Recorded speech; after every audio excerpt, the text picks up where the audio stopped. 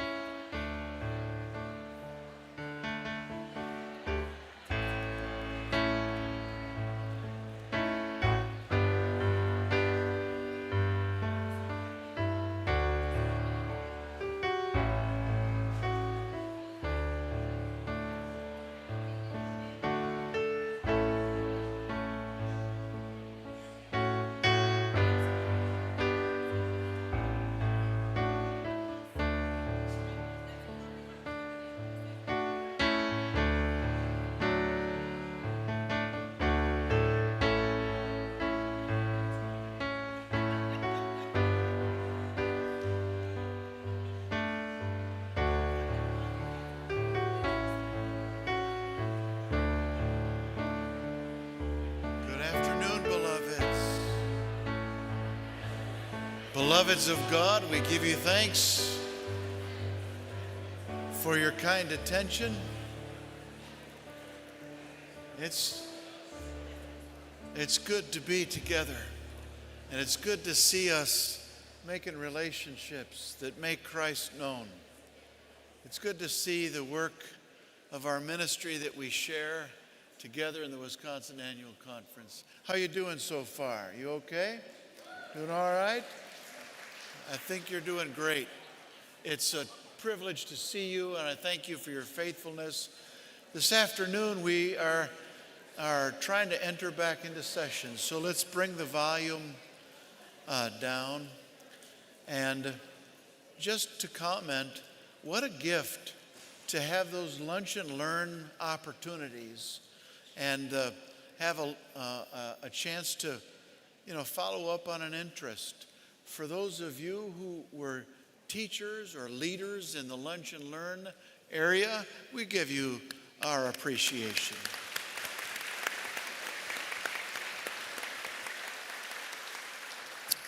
It seems like while our theme is practicing hope, part of the hope has been the way that all of us have expressed a call or the impulse of the sacred that calls us forward.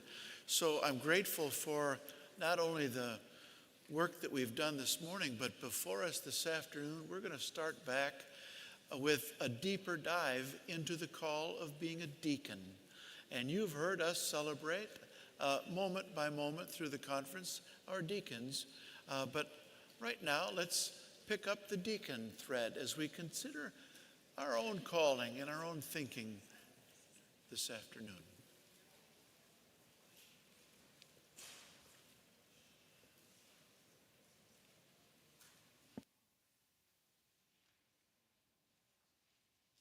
Shalom, peace be with you. In the name of Jesus, may God grant you the gifts of the Holy Spirit according to the grace that has been given to you. When the Apostle Paul wrote to the new converts of the way in the first century, he emphasized the balance of spiritual gifts and the fruits of the Holy Spirit. There are many gifts for the unity of all who believe and have received Jesus for the transformation of the world.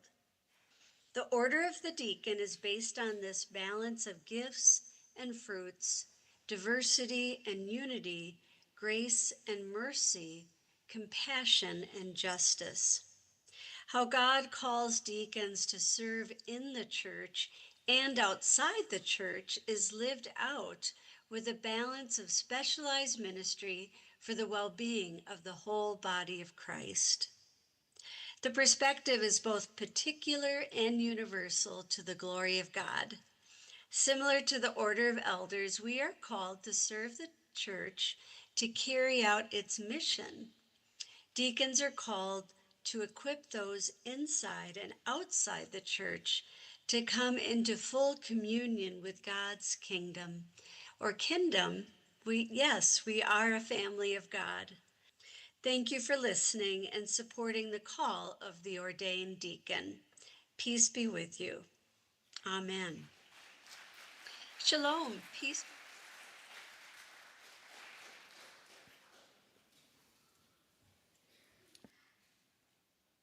And so there's a special song that has been written for this special anniversary of the diaconate. And I would invite you, as you are able, to stand in body or spirit. We're going to give this a go. It's absolutely new to you. It was new to me.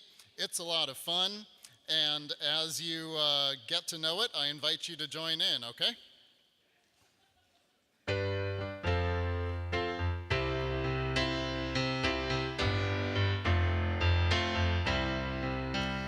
We will join as one in song, proclaiming everyone belongs, as the Spirit guides us on. We see God's new day begin to dawn. This is a call to unity. This is a call to love. This is a call to cherish everyone we meet together on the path of life. All right, now you've got it. Let's join together in verse 2. Hand in hand we'll serve one and all, as love breaks down every wall, building bridges between church and world, for in service God's voice is heard. This is a call to unity. This is a call to love. This is a call to cherish everyone we meet together on the path of life. I think you're good enough at it. Ready? In the mess of life will be found, cradling those who have been downed. In the face of pain we will weep, till compassion through the whole world sweeps.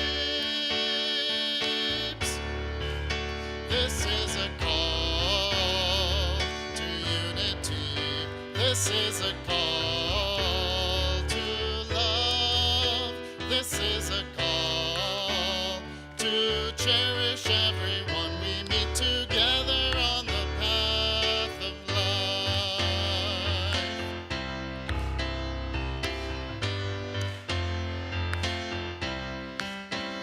We defy all hate and greed, and we stand for those in need.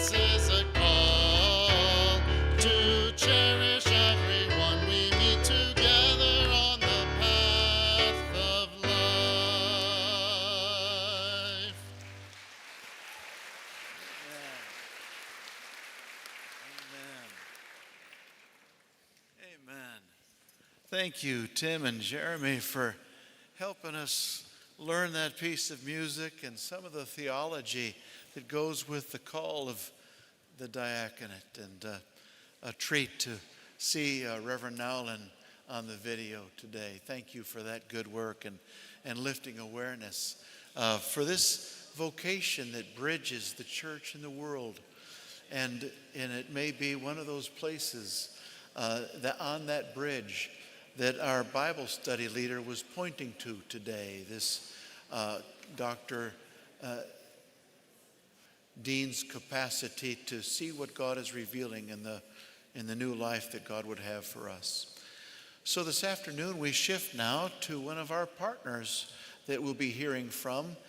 This annual conference put into motion the Revive Corporation, and that corporation has done amazing work.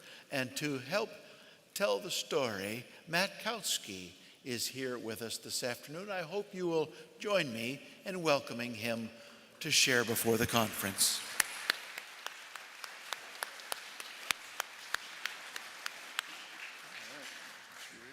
Hey, how's everybody doing? Great. All right, I am glad to hear that. My name is Matt Kautsky. I am with the Revive team, as Bishop so kindly introduced me. We have had the privilege to serve alongside about 30 of you this last year, so it has been a very formative year for us to you, hopefully. For those of you I have not met and have not had the chance to engage in a conversation with you, I look forward to the opportunity to do so very, very soon. So let's see if we can get some slides going on here. So again, year one, 2 years ago, this very room very graciously voted us into existence. In this first year, we had a lot of figuring out who we were. And I think the best thing that we have found is trying to explain who we are, and I've stumbled upon it. And my stumbling upon it actually came from being a proud Sunday school graduate. And as a Sunday school graduate, I'm going to give you all the opportunity to join in this with me. My wife and I were talking about it. As a Sunday school graduate, if I went like this and I said, here's the, all right, and here's the, open all the, and see all the. All right, so my wife and I were talking about this, and we were just regaling of all of our Sunday school learnings. And one thing popped up is my 12-year-old son, and he said, Dad, what's a steeple? And I went, oh golly, I have failed as a parent. The churches that we have attended do not have a steeple. So as such, I had to explain to him what a steeple was. And he's a very inquisitive little fella. And he said, well, steeples aren't in the Bible, are they? And I went, they aren't. Not at all. Not until about the 13th century do we see these things. So we talked about it for a little bit, and then he, in his very inquisitive nature, his name is Roman, named after the book of Romans. So Roman comes back at us again, and he says, well, what about the people? Isn't that whole thing backwards? And all of a sudden, I'm sitting here going, theology is getting dropped on me by a 12-year-old. Namely, he was named after the book of Romans, so it goes for him. So I say that to say that this story, although cute and funny, is actually the truth of what Revive starts with. I know there are a lot of conceptions that people think, you're the real estate people, or you come in and you tell us what we're going to do. Nope. It actually starts with learning who you are. There are 300 plus individual ministries that are sitting in this room. We have no blanketed answer for all of you. We want to know you. We want to learn more about you before we even start talking about what it is that we do. So what I'm going to walk through here is going to be some examples of how we've helped other churches and some of the projects that we've done in this last year. But I want to ground us all in the idea that the church is the people. And we want to understand who you are and those people so that we can fill out our mission of revitalizing. So again, we are an adjunct ministry, of course, of the United Methodist Church. Very proud to fly that flag for our company and serve. Excuse me. Again, 2025 foundational year. We spent a lot of the first part of our year actually putting together systems, processes, all that sort of fun stuff so that we could serve. We engaged with our first church somewhere around just after the conference last year. So as we kind of went around that, we worked more and more to understand what it is was going on with this particular church. Sorry, we're a little bit, I'm going to go past our identity because that's not much.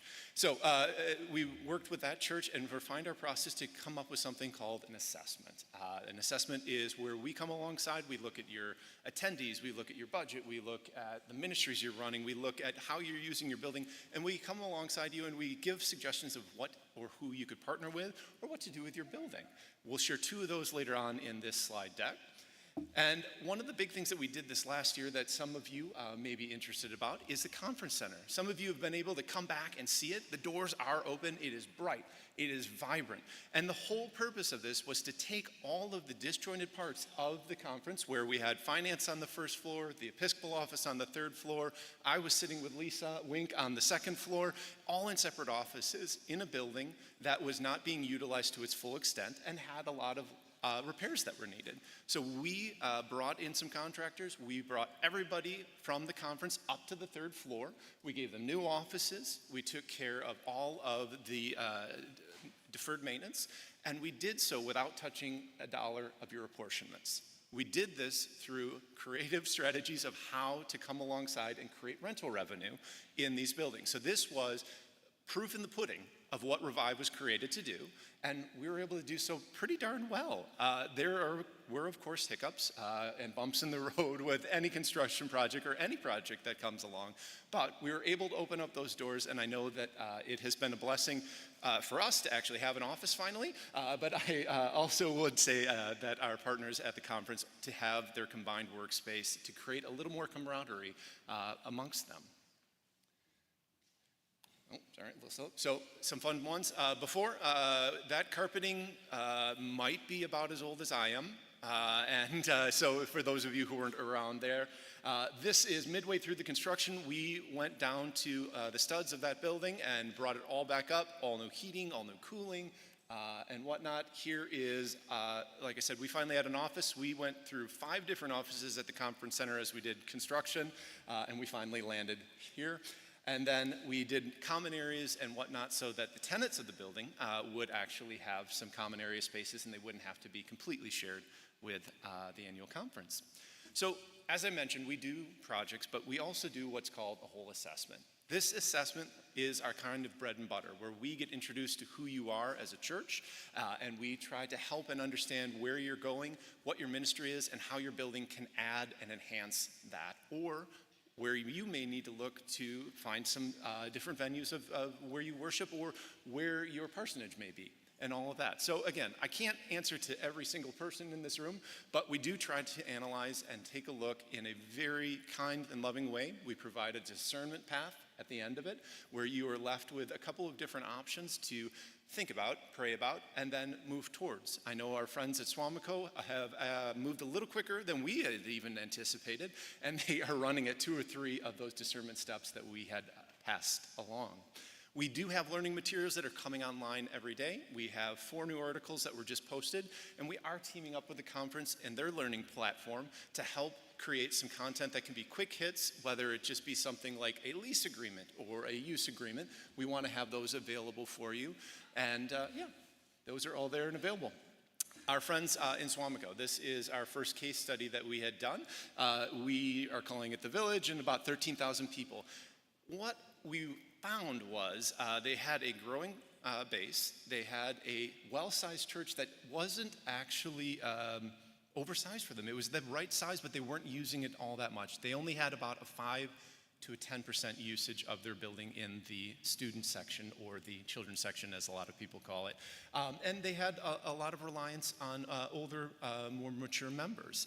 And so we walked through all of those different aspects of it, and we provided a couple of opportunities for them for that space. What to use for weekday usage, whether that could be a child care center, whether that could be a therapist or a Christian-based therapy company, whether that could be a respite center. And then working through that, we also talked about building community within their community. So what we think about when we think about that Sunday school is actually opening all the doors and seeing all the people. It's actually going out. Our big thing is stop focusing inward, start focusing outward, and actually going out and seeing what it is your community has. And when we get to the end of this presentation, you'll see a project that kind of embodies that even more so that we're moving towards.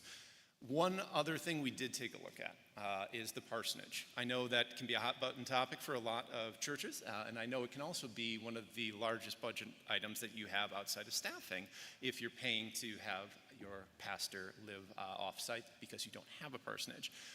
What we did with them is we looked at the fund that they had set aside, and we said, if you just bought a duplex, a newer duplex, don't go out and buy the one that needs a lot of work right now, but find a newer duplex. What would it look like if you just invested a little bit of your old parsonage fund into this duplex, rent it out one half, and keep the other half for that parsonage? And honest to goodness, it is a huge return on investment. And as we kind of put here in their very specific case with a very specific duplex we pointed out, it was about a $700,000 gain for them. Now, that's a simple way to think about it, and I don't know where you're at in your particular church, but we encourage them to talk to property management companies as well. I know the first thing first is, oh my gosh, we can't maintain that, we can't keep up on it. You don't have to do that alone. Think of the other partners that you could have. If you've got somebody who can help out, that's great. This model still does work very, very much so, and what we feel very strongly in. Our second case study that we did and we shared is with a church in the Southeast District. It's in an area of about 50,000 people, and it is an incredibly diverse area. They are dipping into their reserves on a consistent basis to make operational budgets, which is a place they don't want to be. So we were able to come alongside them to walk with them and understand what and how they were using the building. I think the most surprising thing to us was they had renters in their building. They were doing one of the things that we were created to help people out with. And what we found out, though, is they were undercharging that organization by under 50%. So if they were to have covered their costs, they weren't doing so. They were actually ending up paying to have this child care center in here. And that's not a shot at any child care centers. They're great. I think we need more of them, quite frankly. But you do need to make sure that you're looking at this the correct way and calculating all those added extra costs that kind of come into it. So in this assessment, we had suggested, hey, you are going to want to raise the rent for these people, and here's the justification of why.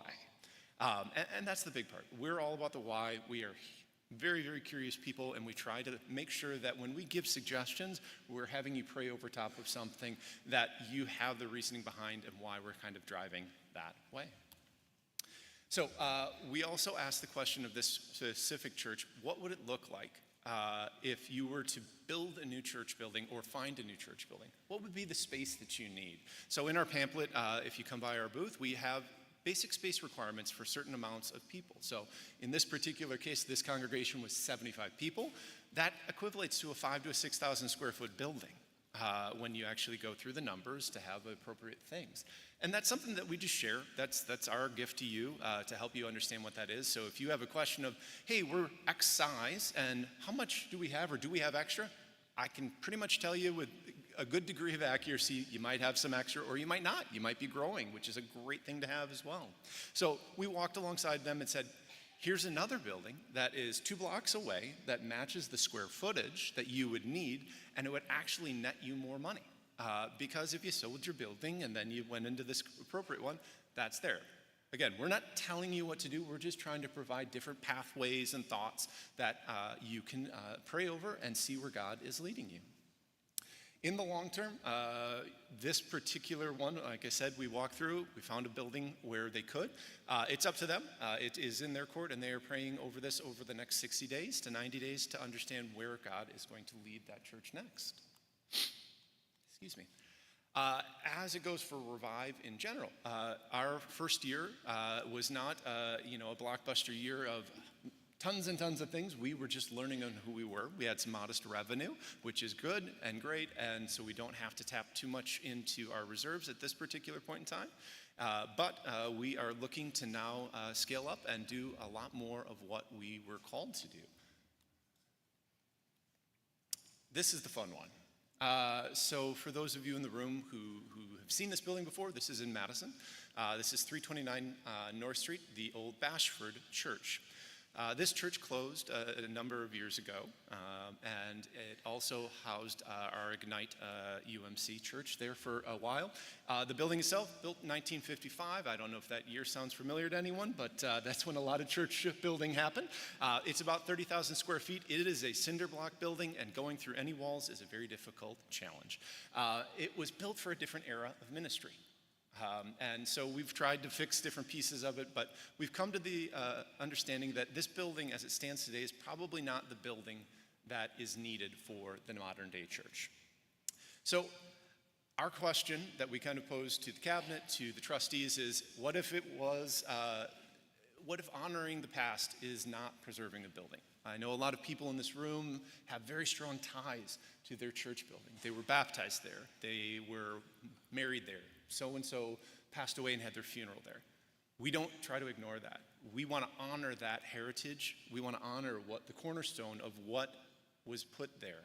But honoring doesn't always have to be in the same expression. When we prune, we get a lot more flowers. We get different flowers. When we actually take a step back and think about what are the needs of the community, we get a different picture. This is one artist's idea of what that picture may look like. This is a community-centered need.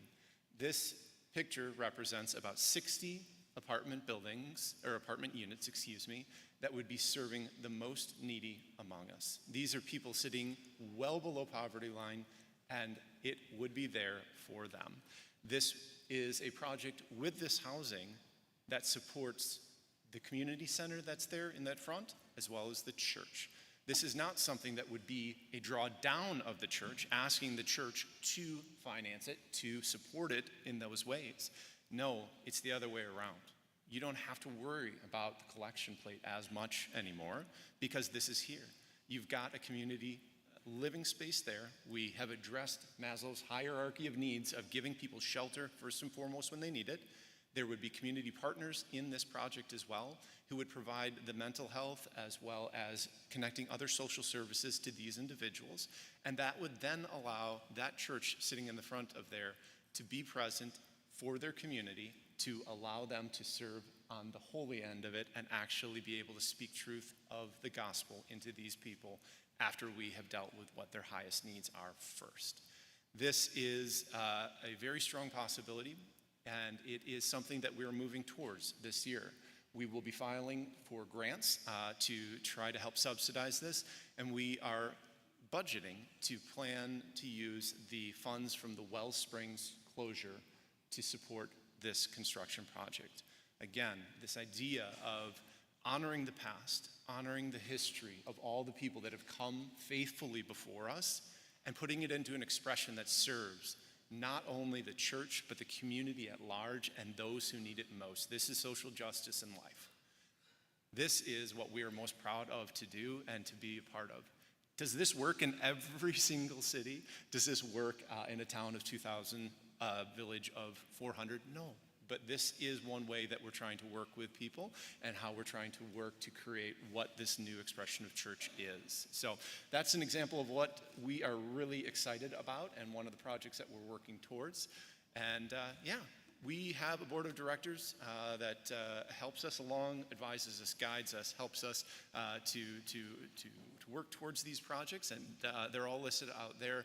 We are 100% UMC board of directors, so while we have a lot of great outside people from legal firms to nonprofit CEOs, we are 100% backed by the UMC with those individuals, and we're very honored to have each one of them serve alongside of us. So that is, in a nutshell, who Revive is.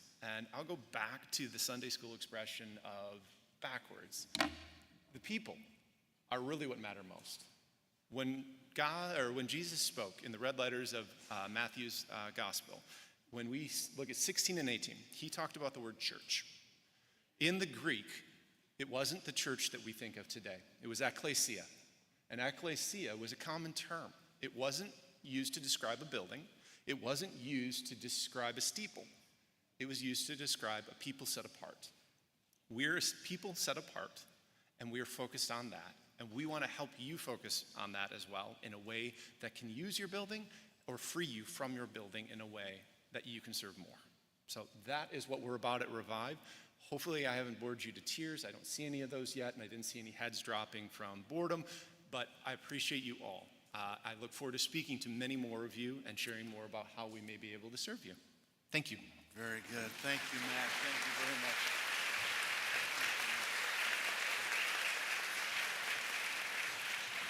It's exciting, just exciting to hear this contextual work and to see this dream of the annual conference come to life. Thank you, Matt, for this good ministry. I would lift before us next, our next guest is Reverend Eric Taylor, who is offering leadership to the connectional table. And Eric, you're already there, so I'll introduce Lisa. Are you coming in too? All right, Lisa Jones also, one of our new certified lay ministers, is with us. So here we are. Thank you, Eric and Lisa, for offering leadership today. Thank you, Bishop. And we got up here right on time because of Eric Swanson and all the people behind the scenes here making all this work. But Eric did tell me that during our presentation, we're going to be putting on the U.S.-Germany soccer match, so if the tech team could get that up.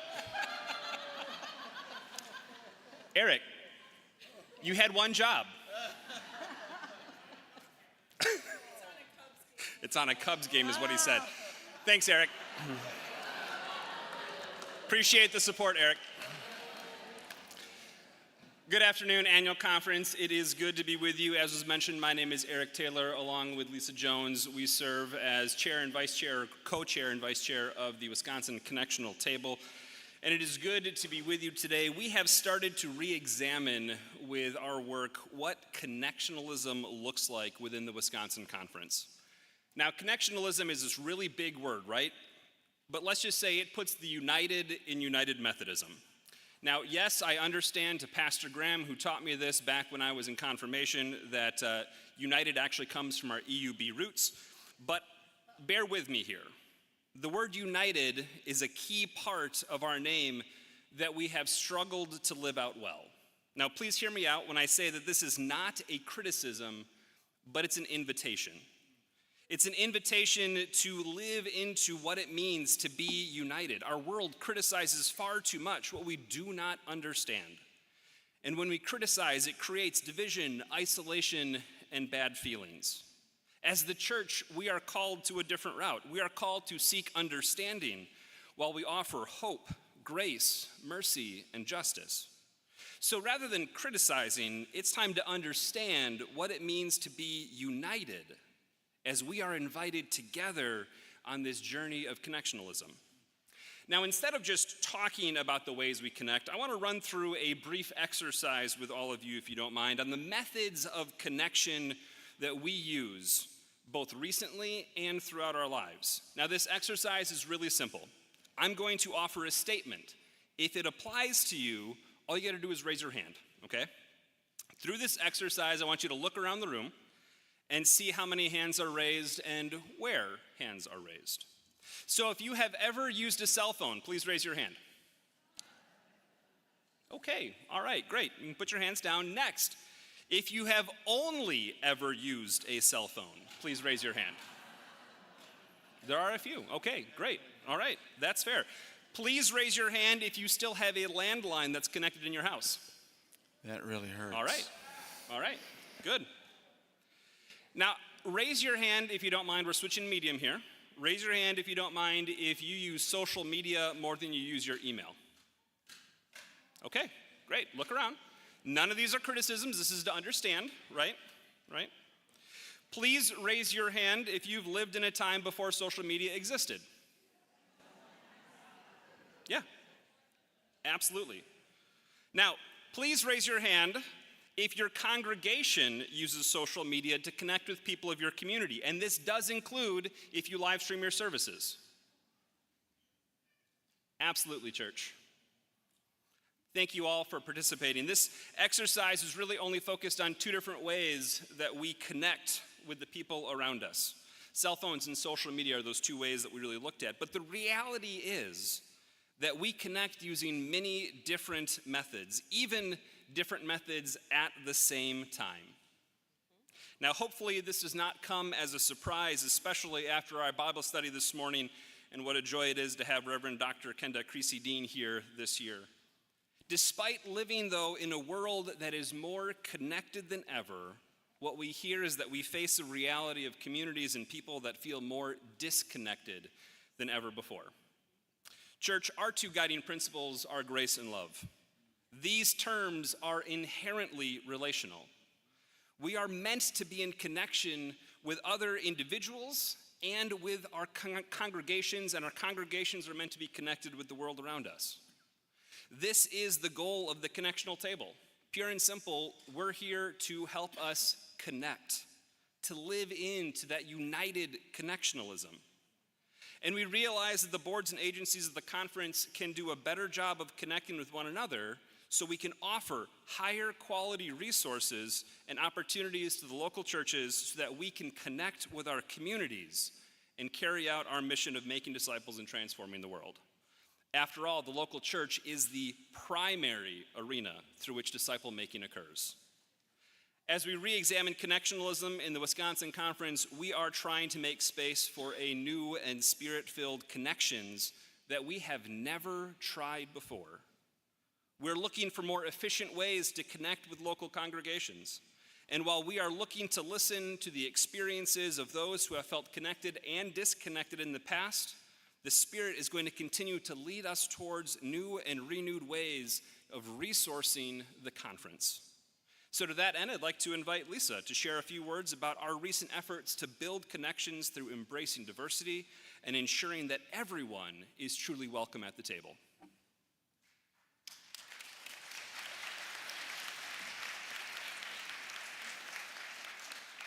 Good afternoon, church. So friends, siblings in Christ, as Eric talked about this connectionalism, I want you to really think about what it is to have a spider web put together and think about our web of connection and how that impacts connectionalism. You heard Eric just talk about it. So a web made strong is not one single strand, but by the way each strand is held together in relationship to each other. So we are in relationship with each other. I'm in relationship with the bishop, Barb, all around. Just think about the circle you are. You have connections that are going across that table, my friends. Think of that web, right there, that circle. And Dr. King said it this way: we are caught in an inescapable network of mutuality tied in a single garment of destiny. That is the truth of who we are called to be as a connectional church. Now, when Connectional Table was created in 2017, we named that a vision that was courageous then and essential now, to strengthen the connective tissue of the conference. That's the web, siblings. To cultivate relationships across ministries and to align our work with our call to permanent beloved community, a community shaped by radical inclusion and racial justice. From the beginning, we understood that this work is spiritual, justice-rooted, and transformational. In 2021, leaders gathered for an anti-racism retreat at one of our camps that invited us to look honestly at our stories, our identities, our power, and the ways we interrupt harm, even if it's unintentional. It reminded us that this work is part of our continued discipleship work. And we're never done, friends. In the years that followed, we continued that work through cultural competency training and shared learning. And in 2025, the Diversity Council and Connectional Table held its multi-session intercultural training, building relationships, relational discipleship, God, self, neighbor, moving towards social holiness.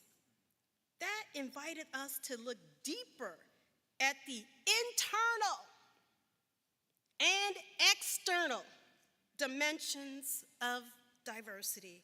the layers that shape how we see ourselves and how we see one another and how we show up in community. That training changed something in me. Reflecting on those dimensions helped me understand my own story in new ways. It reminded me that every one of us has bias, and everyone must learn, unlearn, and relearn if we want to grow in how we relate to each other, our identities, and across the different cultural of humanity. Most of us in our conference have not taken these trainings, not because of not caring, but because many have never been invited to examine how we are shaped or how our identities influence our relationships to each other. So siblings, this is the invitation from the Connectional Table and Diversity Council. Our connection and our connectional church cannot grow if we are not growing together in how we relate to each other across culture. And I want to model something that keeps me grounded, me personally, that kind of connection Eric described. Now, when I point a finger outward, I am reminded there are 3 fingers pointing right back at me. It is my reminder that connection begins with my self-examination, and that tending to my strand on that web is lifelong work that should never end. It is not one program, it is not one training. It is a continued cycle we do our entire life, entire journey. Dr. King said, our goal is to create a beloved community, and this will require a qualitative change in our souls as well as a quantitative change in our lives.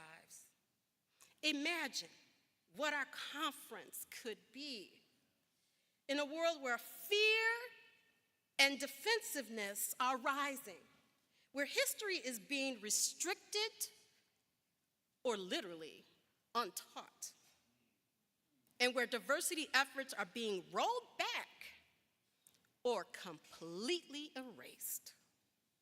If we become a people who choose curiosity over fear, relationship over reaction, formation over assumption, because we are living in a time when belonging feels tenuous, stretched by fear, division, and the pressures shaping our world. And yet, siblings, the gospel we proclaim has not changed, even with the technology Eric just told us about. The vision of permanent beloved community has not changed. If anything, the world needs it more urgently now than ever. May we be a people who strengthen the web. Bishop, here ends the report of the Connectional Table. Thank you, thank you, thank you. Thank you for teaching. Thank you for the invitation. Thank you. Thank you for your good ministry. And the work isn't done. You've got another report, don't you? Yeah, I got right behind this. Bring it. Yes. Bring it. I got to take the other hat off? Yeah, right? Another one on. That's very Methodist.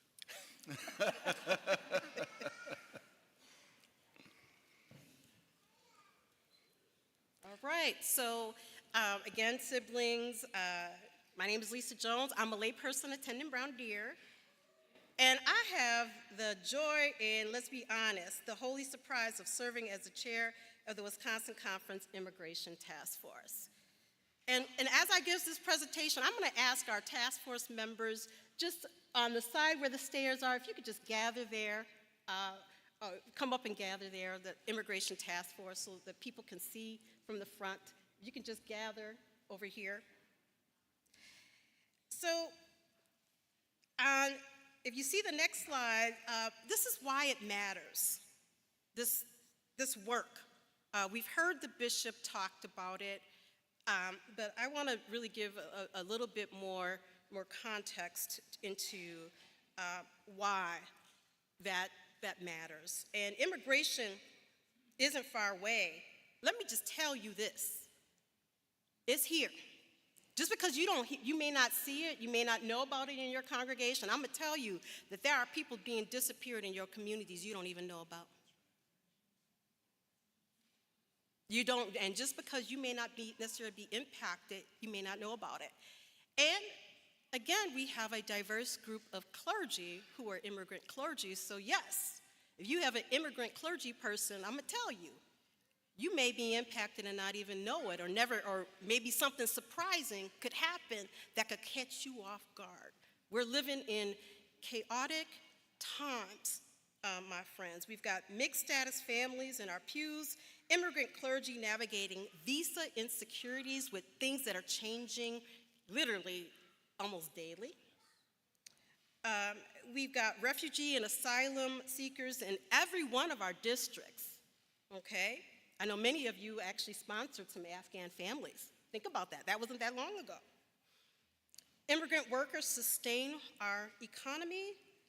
These are our neighbors, friends, family, and those in our churches. Dr. King said, whatever affects one directly affects all indirectly. And it goes back to that web, my friend. A spider knows what goes on in the web.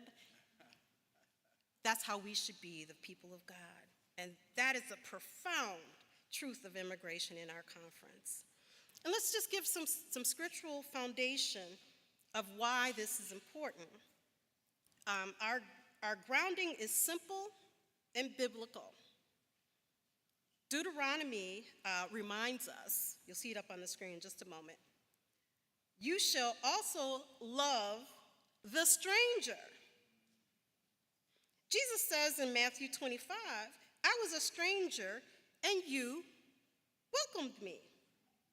Hospitality is not optional. It is the starting point of our discipleship. So let's see if the next screen comes up for the scripture. We'll go on to the next screen. And our Wesleyan roots taught that personal and social holiness belongs together. Think of that web. I want you to, when you think about something, I want you to think of, when you think about connectionalism, think of a web. He cared for the displaced, challenged unjust systems, and declared, the world is my parish. Our immigration work stands in that Wesleyan stream. Now, what's happening again in Wisconsin, across our region, some immigrant community members, congregants, and clergy are facing insecurity. People are living in fear, friends, and their lives are being completely disrupted. That's why the Immigration Task Force was reformed. Illinois, Minnesota, and Wisconsin all have seen enforcement actions that shook communities. Minnesota and Chicago area especially felt it. And for me, this became personal. I have family and friends in Minnesota and Chicago who were directly impacted when your own people are hurting, it's not just about sharing something, it's about a calling to do the work for us to better ourselves. And this is the mission statement of our task force. The Wisconsin Conference Immigration Task Force is a diverse team of lay and clergy leaders representing multi-racial and ethnic communities committed to helping our churches faithfully and compassionately respond to the realities of immigration to support immigrant families, immigrant clergy, and mixed status communities across our conference. This diversity is not accidental, it is essential. It means our work is shaped by lived experience, not just theory. Now, whether born in the United States or abroad, whether arrived recently or generations ago, we are all, I'm going to say that again, all part of this shared work. We represent race and religion, church and society, United Women in Faith, the Diversity Council, ethnic caucuses, the Board of Ordained Ministry, conference staff. This is the beloved community in action, as you can see from the task force standing on the side of the stage. If you can see the different folks. I want you to see that. Beloved community can happen. Don't think it cannot happen. If we can get just a shot of that diversity over there on the side of the stage.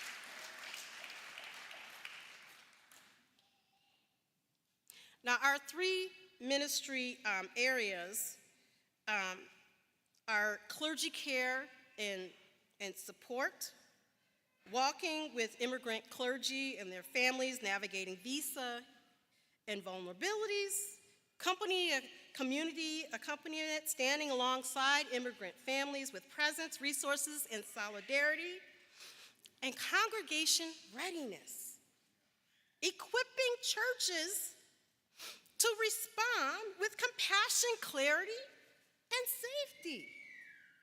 These three areas allow us to respond to crisis and build long-term capacity and strengthen our conference's witness. Now, the conference website has resources on it, know your rights, readiness tools, advocacy resources, and our social principles. Now, these do not replace legal advice, but they may be helpful to congregation and clergy. And I would tell you to check out United Women in Faith, Church and Society's table out there for more information that's on the table. I would tell you to also go to GCOR's website, our denomination, go to Church and Society's website. These are agencies through our denomination, so there's plenty of places where you can get resources. We should never be in a place of, I don't know what to do. It's too overwhelming. Let me tell you, there is work being done, and every single one of us has a role in this work to do this justice work. There's lots of justice work to do, but we're talking about immigration. There's lots of work to do. And I want to close with a blessing for immigrants that's on our website. And so that you can hear this blessing, all right? And it reminds me, for me and us, and our immigrant siblings, you are not alone, all right? And that God is always with me. So I will read the non-highlighted parts, and I'm going to ask you to read the highlighted the highlighted parts, all right? And we're going to start on probably the other slide. I think I have them in different order. It's the other one, the other slide. Okay. It starts with as people of faith. Okay, we're in the right place. All right, I'll start it. As people of faith, we stand in solidarity with immigrants. You are not alone. In this time of fear and uncertainty, we stand with you. As the Wisconsin United Methodist Church, we are called to love our neighbors and to seek justice and mercy for all God's children.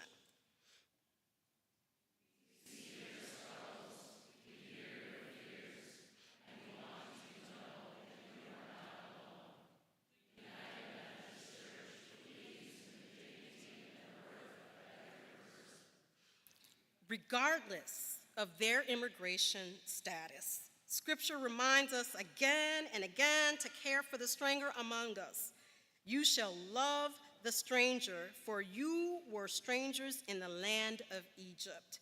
We are called to offer compassion, support, and refuge to those in need.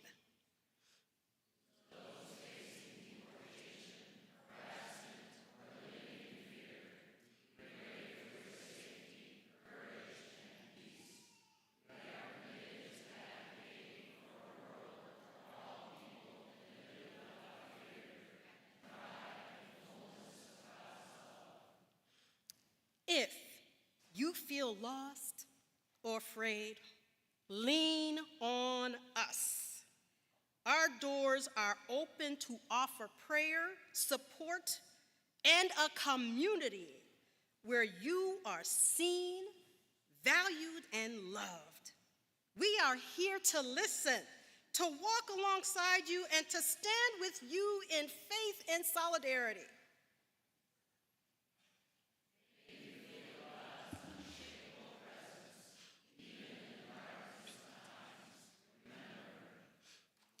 The light shines in the darkness, and the darkness has not overcome it. This guide helps protect your rights and remind you that you are not alone. God's love is always with you. Based upon the United Methodist social principles, the Book of Discipline of the United Methodist Church from our General Conference of 2020/2024. Siblings, may we be a people who believe, truly believe, that the world Jesus spoke of, the world where every person belongs, is not only possible, but already taking shape and growing in this moment.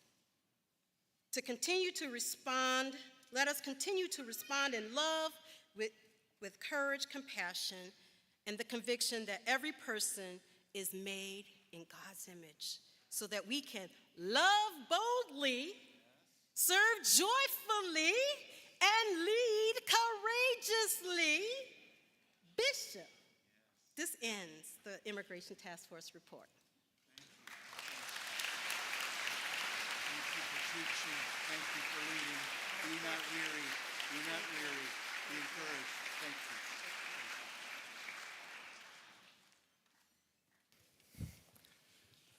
Thank you for the work and showing us the workers in the vineyard at the same time.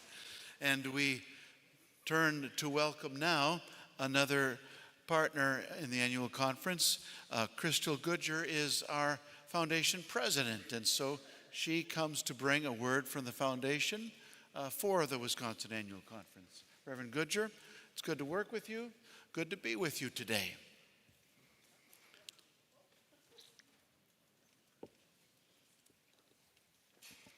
Good afternoon, church. Good afternoon. I am here representing the Wisconsin United Methodist Foundation, which is a sentence that often causes people to immediately check their wallets. When people hear foundation, they sometimes assume that we are the church's version of a bank. Not exactly. Others think we are accountants. Also, not quite. The easiest way to describe us is this: we help United Methodists use money to do ministry, both today and for generations to come. We're the money people. And after all, you know that money is like manure. It only does good when you spread it around.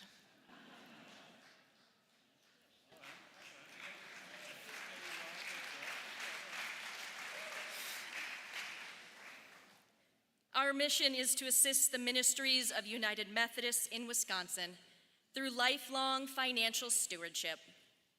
It's a fancy way of saying that we help churches, organizations, and faithful people turn financial resources into transformed lives.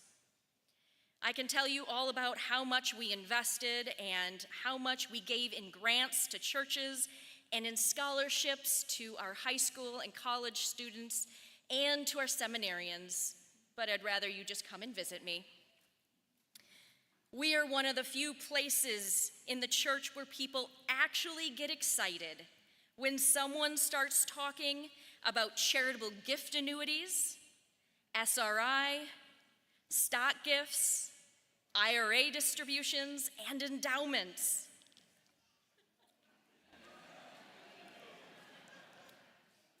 Now, if you don't know what all of those terms mean, that's okay. That's why we're here. We speak fluent church finance, so you don't have to. We also provide education, stewardship consultation, clergy tax seminars, capital campaign support, church loans, and our annual church stewardship conference at Pine Lake, which is coming up in August. Because stewardship isn't something that happens one Sunday a year. It's a way of faithfully managing God's gift every day. So if your church is thinking about an endowment, a capital campaign, investments according to our social principles, budgets, planned giving, or simply wondering what is possible, please come talk to us. After all, our goal isn't just to grow dollars, it's to grow ministry. So I'll let you learn more about who we are from our video. Hi, I'm Crystal, president of the Wisconsin United Methodist Foundation. And I'm Jason, Director of Programming and Campaigns. We have the privilege of working with churches all across Wisconsin. Our mission is simple: to assist the ministries of United Methodists in Wisconsin through lifelong financial stewardship. Now, that might sound a little formal, but what it really means is this. Last year, we worked with People's United Methodist Church on a capital campaign, and they raised over $386,000, exceeding their goal of $350,000. And we just wrapped up another great campaign with Bethany United Methodist Church in Madison. When churches have a clear vision, people respond with generosity. I also work with churches that have endowments, helping them understand where those funds came from, how they're invested, and how to use them faithfully today and still make sure they're around for the next generation too. In the fall, we spend a lot of time preaching in local churches by invitation. We'll often stay to lead a planned giving seminar or meet with leadership teams to help connect generosity to their mission and goals. So yes, we offer services. But more importantly, we build relationships. Every church is different. And every partnership is personal. If your church is wondering what's next, or just trying to figure out how to get there, we'd love to be part of that conversation.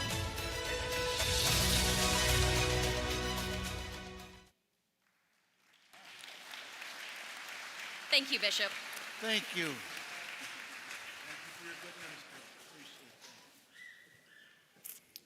Wow. In person and video, pretty hybrid. Now we turn to Julie Schubring for announcements before our break. So this is an announcement for after break. We will be coming back and have some very important work to accomplish together this afternoon. But more importantly, when we leave that time and finish it, we will be heading directly into the memorial service. And so we ask you to do so with grace and peace as you move from here into that space. Once more, when we return from our break, we will be having a time yet together, but then we'll be transitioning into our memorial service afterwards. Thank you, Julie. So let's give ourselves a 10-minute break. And you know how to do Methodist math, don't you? It doesn't mean we're 2:37 to 2:47. It means we'll be probably all the way into 2:48. So I wonder if you can just aim for 2:48, 2:47 among friends. We can do that, can't we? Let's take a break.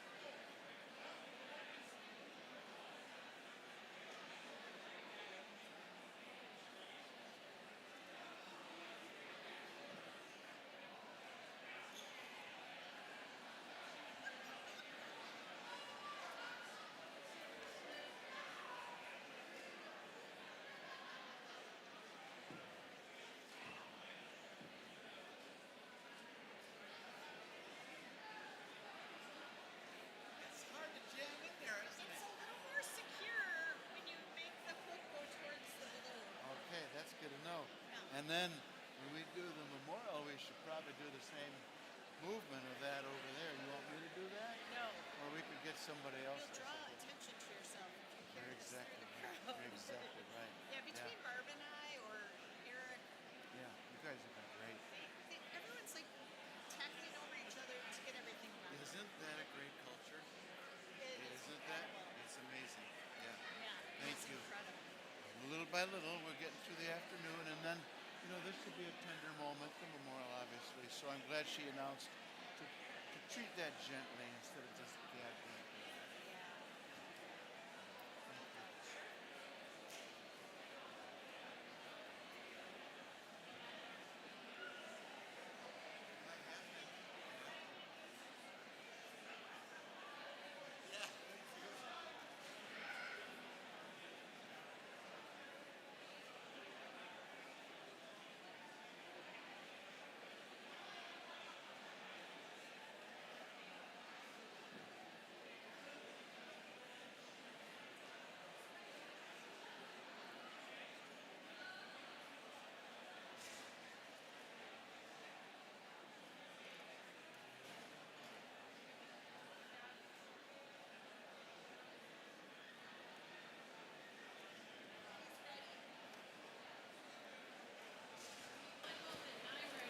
It's okay. It'll take them some time. Oh, friends. We've been apart for so long. Open some more chips, Kellen. You want to get through the whole day, man. As we come back together, we're on the late side of 248. We've drifted well nigh into 249. Yeah. We're fixing to hit 250 if we're not careful. So let's bring those conversations to a hiatus and be good stewards of the moment. I'm glad you got a break. And I'm glad you feel so rested. But I'm going to need you to call your attention forward. Friends, thank you. We've had so much good leadership at the podium today. Leadership in a Bible study, leadership in mission, leadership in the annual conference, just powerful leadership. Some more very fine leadership will be before us too, as the new chair of the Personnel Committee, Mark Gilbert, is with us to interpret some needs expressed from the Personnel Committee. So I'll welcome Reverend Gilbert before us, and I hope you'll help me in welcoming him.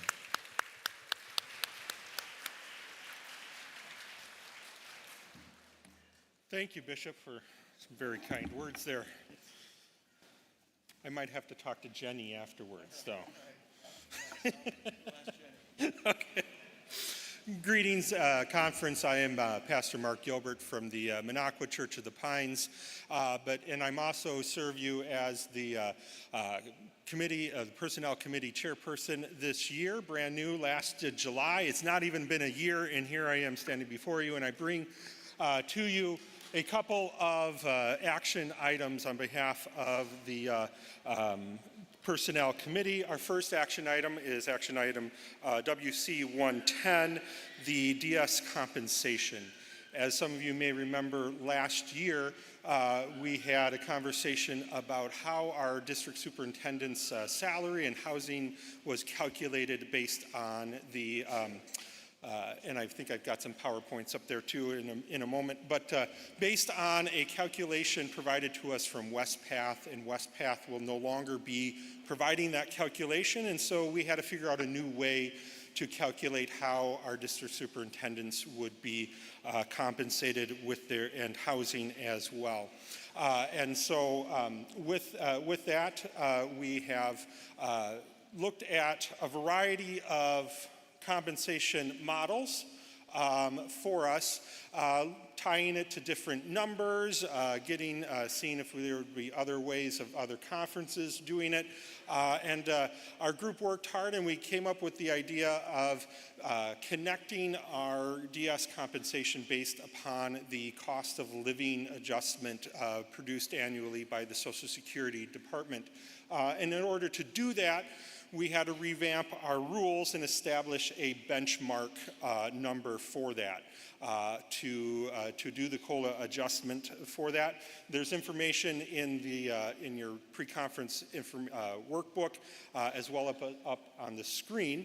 And so what our motion here is doing is establishing a benchmark level for the DS compensation and housing. As you can see, we approved a number of $97,188 for cash salary, $26,997 for housing, a total that we approved at last annual conference budget for our district superintendents of $124,185. So what our new level, what the new compensation formula in the conference policies would say is that when the COLA for the upcoming year is released in October, CFNA would then just work that number into the budget, and that would be part of our annual budget presentation. You can see on the screen there just some hypotheticals of what that might look like based on the COLA numbers. And so that's how we are recommending that we move forward. You can notice in the materials that the housing is set at that number. In the past, we used to have it based on the conference average compensation, both for the salary and the housing. The salary was 126% of the average compensation, and housing was 35%. So what we're doing here is just establishing a baseline that each year we then can apply the COLA percentage to that. What our personnel committee also wanted to do is, since they were basing something off of basing it off of a external number, is that every 4 years, because we in Methodists, we like quadrenniums and 4-year reviews, that we would take a look at that number and make sure that there still is an equitable connection, that the DS salaries hasn't raised too high or it hasn't lagged too far below. And so that personnel, CFNA, and the Episcopal Office would review that, and we would make a recommendation to the annual conference every 4 years if an adjustment to the DS compensation was needed at that time. And so that is the information about the district superintendent compensation rule that I shared before the conference. And Bishop, I put that before the conference on behalf of the personnel committee. Reverend Gilbert. Thank you for that. So if you're following or needing to follow where the material is, that's on page 22 in your workbook, action item 110. Thank you, Reverend Gilbert, for the summary of why we are in this moment. Is the body ready to vote, or are there questions in the body that we need to address? I'm looking twice or 3 times. All those in favor of the motion just brought would lift the hand. Thank you. Those opposed, same sign. And the motion carries. Thank you. Wonderful. All right, I also come before you with a second proposal for us, an addition to the conference policies based on staffing and establishing a written procedure for staffing and staffing changes.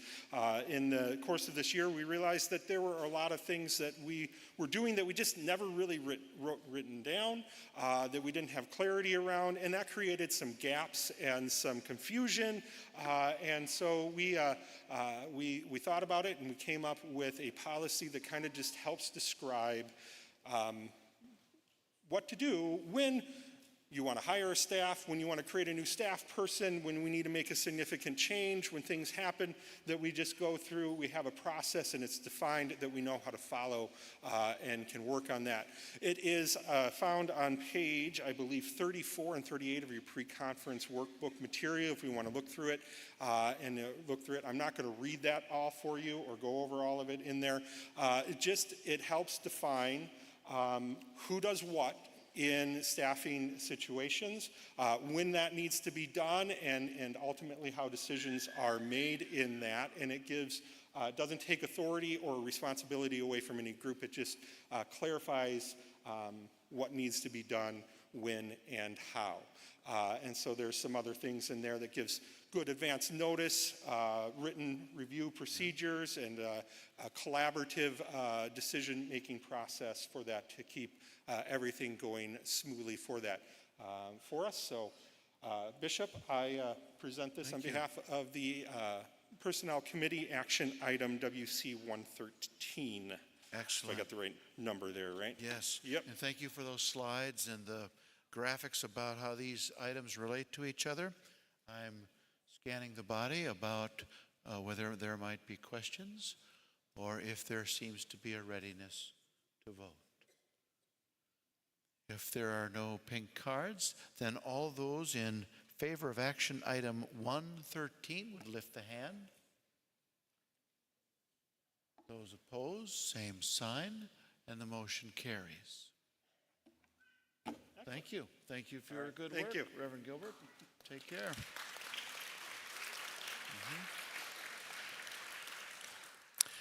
Now we'll be welcoming Reverend Steve Ziekoff to come to speak to us about the current realities as we anticipate the election of delegate body from the Wisconsin Conference next year, so that we can be thinking and praying and discerning.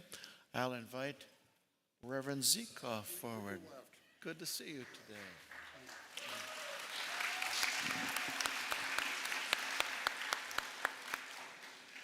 My name's Steve Ziekoff. I'm a retired elder in this conference. A little background as to why this petition came in from an individual and not a committee. I was honored to be elected by my colleagues as a delegate to the 2004 jurisdictional conference, so I served on the delegation from 2004 through 2019 on 4 separate delegations.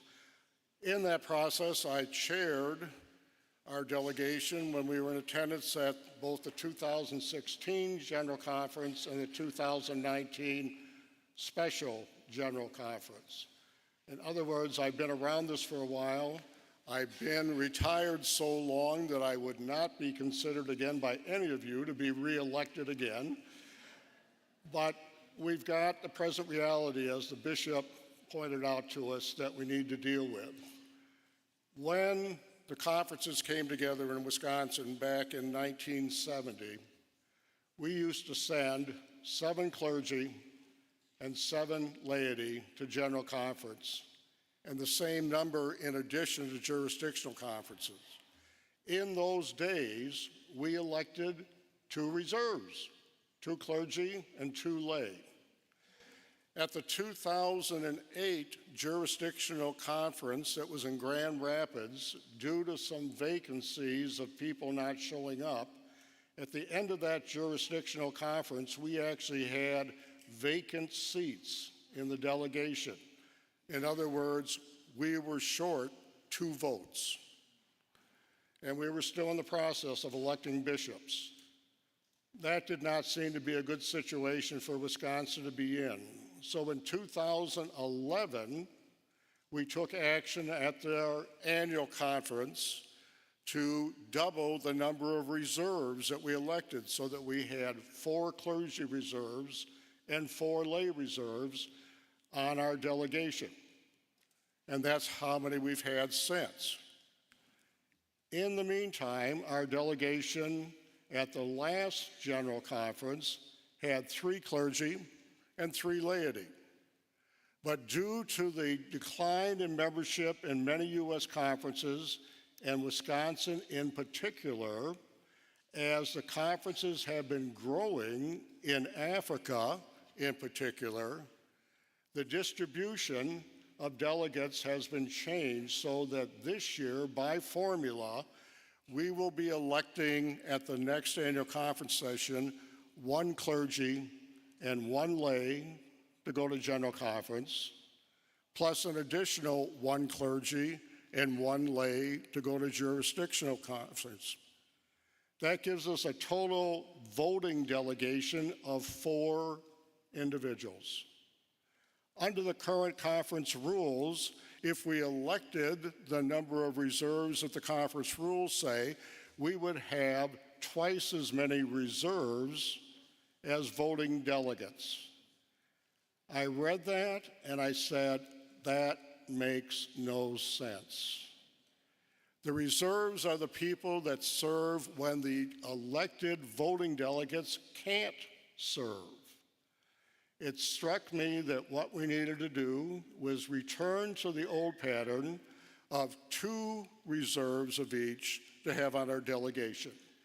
Before I submitted it, I was in consultation with the co-chairs of the last delegation, and they said, we agree. So that's why you have this before you today, so that we can adjust our conference rules to our policies to deal with the current reality. And we're going to make a bit of a revision there. Now, Julie, do we have a slide to put up for this? We sure do. If you could pull up for this action item, please. We changed it on the slide.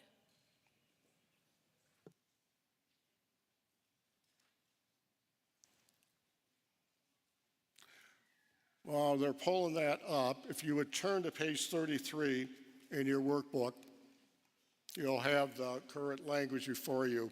And 2 more tweaks we're going to do to that language just to make it reflect what's actually evolved even since this was first submitted. If you go to the second line of this, it says currently general and jurisdictional conference delegates. Just write in your copy there, after the word general, a comma, and the word regional. What that is about is the last general conference created what's known as a regional conference, translated for us, U.S. only. And there will be a gathering of our general conference delegates in a configuration only made up of our region, North America. And so they will be playing a dual role. So they are technically going to be elected as delegates to both general and regional conference. Then if you will go down to the 5th line, it currently says, during the opening plenary of election year, draw a line through the words opening plenary and substitute the words during the clergy and laity sessions. During the clergy and laity sessions. And I believe that announcement, Julie, was made at both of those respective sessions. I know it was announced at the clergy session that the elections next year for the clergy delegates will happen when the clergy gather in session, and that will also happen during the laity session. So that will speed up the process by doing that. And I wrote the original petition, Bishop, so I believe that's in order for me to say, hey, I didn't put those words in. So the motion's before you, and I will answer any questions there might be. Thank you, Reverend Zikoff. We have the opportunity to ask questions if there are any on the floor. Thank you for the full explanation, Reverend Zikoff. I see no cards indicating a question. All those in favor of the proposed change would lift the hand. No. Is there a question? Yeah, clear over the way up against the wall. The question over on let's use microphone 8.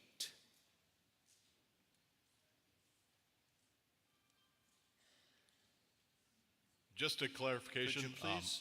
Nate Reed, There you go. local pastor, Marinette, Peshtigo Harmony. Very good.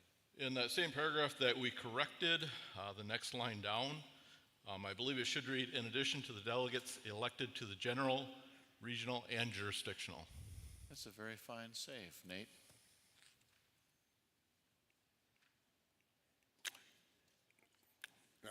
Good Very save. good. It's a good save. Thank you for actually reading the petition. Yeah. Reverend Reed, you've distinguished yourself. Okay, so we're trying to be consistent throughout the legislation. We are grateful for that work. We're all trying to work at this together. Another question over here. Microphone 3. Yeah. Thank you, Bishop Steve Scott, clergy, Janesville, Cargill. Doesn't speak specifically to the motion, but there's been a lot of conversations why Wisconsin's delegation decreased to such a low number. I know it's all ratio and proportionate, but for some of us, it seemed like other conferences had lost even more members proportionately because they were more affected by disaffiliation than even Wisconsin. So there's been some surprise, like why ours went from 3 to 1. Have we lost that many more members in Wisconsin proportionate to other annual conferences, or are there other factors at play? There's kind of two factors at play, Steve, and that's a wonderful question to ask. The statistic that I didn't want to share, but I will. We have 100,000 fewer members in Wisconsin than we did at the time of union. That's a startling statistic for us to have to deal with our reality. Secondly, what partially drives the formula, not totally, but partially, has to do with the number of clergy members of the annual conference, figures in a weighted basis. And we have a high number of local pastors and supply pastors serving in Wisconsin, and not as many people in extension ministries, elders, as in some other conferences, so that plays in. I have not seen the actual math, but I can tell you those are the factors at play. Thank you for the question. Thank you for helping us come to a greater understanding. If there be no other questions, we'll try the vote again. All those in favor would lift the hand. Excellent. Those opposed, same sign. Very good. Motion affirmed. Thank you, Reverend Zikoff, for your good work.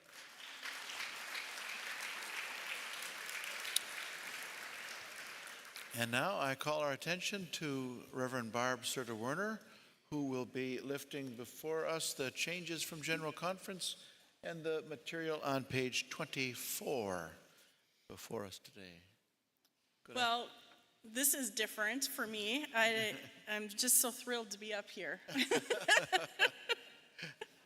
I like sitting in the back row, as a good United Methodist does, right?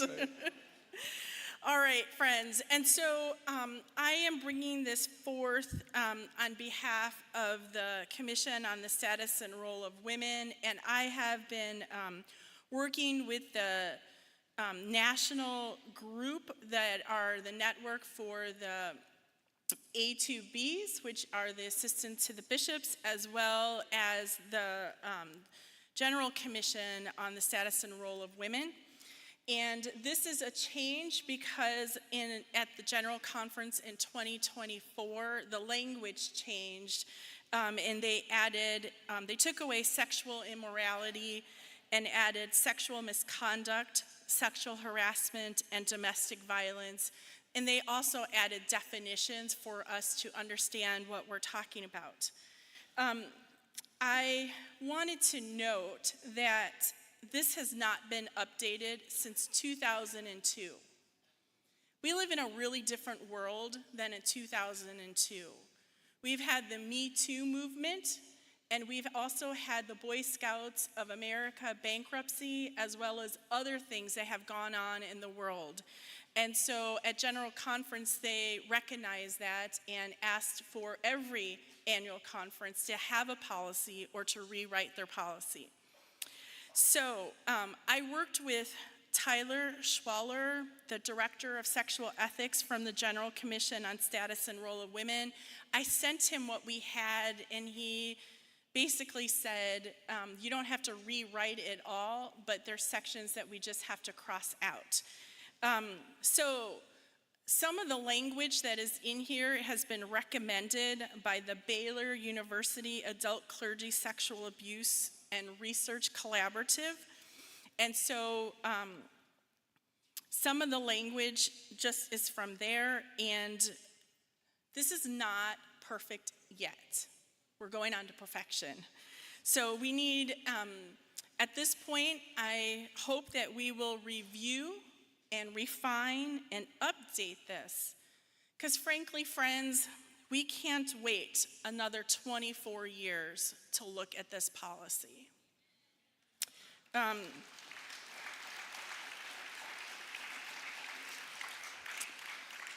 So Bishop, I move our action item number 111. Thank you, Reverend Serta-Werner, for that work.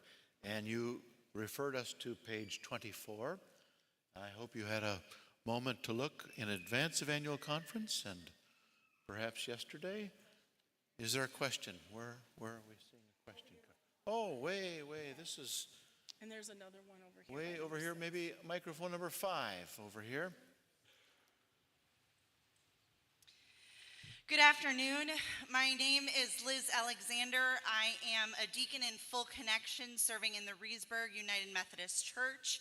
And I'm really struggling with this, Barb. I appreciate so much the urgency that we have to do better. But I'm struggling with that we're not there yet. There is several things that I believe that we need to do better at before we can really say that this is something we can vote on. And I come from a place of being a survivor of sexual assault, being a foster mom, and so I hope and I pray that whether we pass this or not, that we bring in those even more professionals to help us write this. And we have deacons in Full Connection in this conference as well who work with people in this healing process every day. And so I pray that we as a conference can not only say this is our effort, but we can do better. Thank you. Thank you. Reverend Alexander, might you have any proposed edits to the legislation or anything like that? So Bishop is asking a question. Not necessarily. I believe that it needs to have more conversation. Okay, thank you for the input. I do have a few overall thoughts, but I don't know if that's appropriate to raise at this time. Well, perhaps let's talk about the way to do that. The way to open discussion would be to amend something, get a second, and then people could discuss the pros and cons about that language and what that entails. And so, obviously, any year you can come back, and to your spirit of what you're suggesting, Reverend Alexander, we could come back next year with recommendations, and that would be very fine. I just wondered, in light of your comments, if you had something that you were sitting on that you wanted to suggest this year. I do. My biggest issue is actually found on page 29, and that is where it says that the bishop will initiate a supervisory response to be carried out within 90 days. I believe 90 days is too long. That's 3 months before a survivor would have an acknowledgement that they have been hurt. I very much appreciate what you're saying, and the unfortunate piece of that is that this is by the book of discipline. I wondered, okay. And this is helpful. This is helpful. What your question does is it invites a greater conversation about understanding. So if a complaint came forward the process should include support and the complaint process, both. And over the course of that, that is supposed to be completed in 90 days. But if not, the discipline gives a provision to extend that as well. But that 90 days was not something that came from us, Reverend Alexander. That did come from the Book of Discipline. And so you are absolutely right. That is a difficult timeline on many levels. But that is why we are where we are. Yes. Thank you. Yes, thank you. Yeah. There's a question here for Is there another one? 6. Oh, right. Oh, Well, number microphone 6. 6.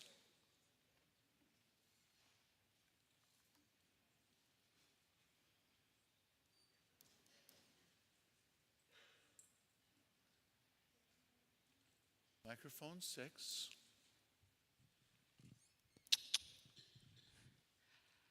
Steve Rice, St. Luke's Holy Trinity.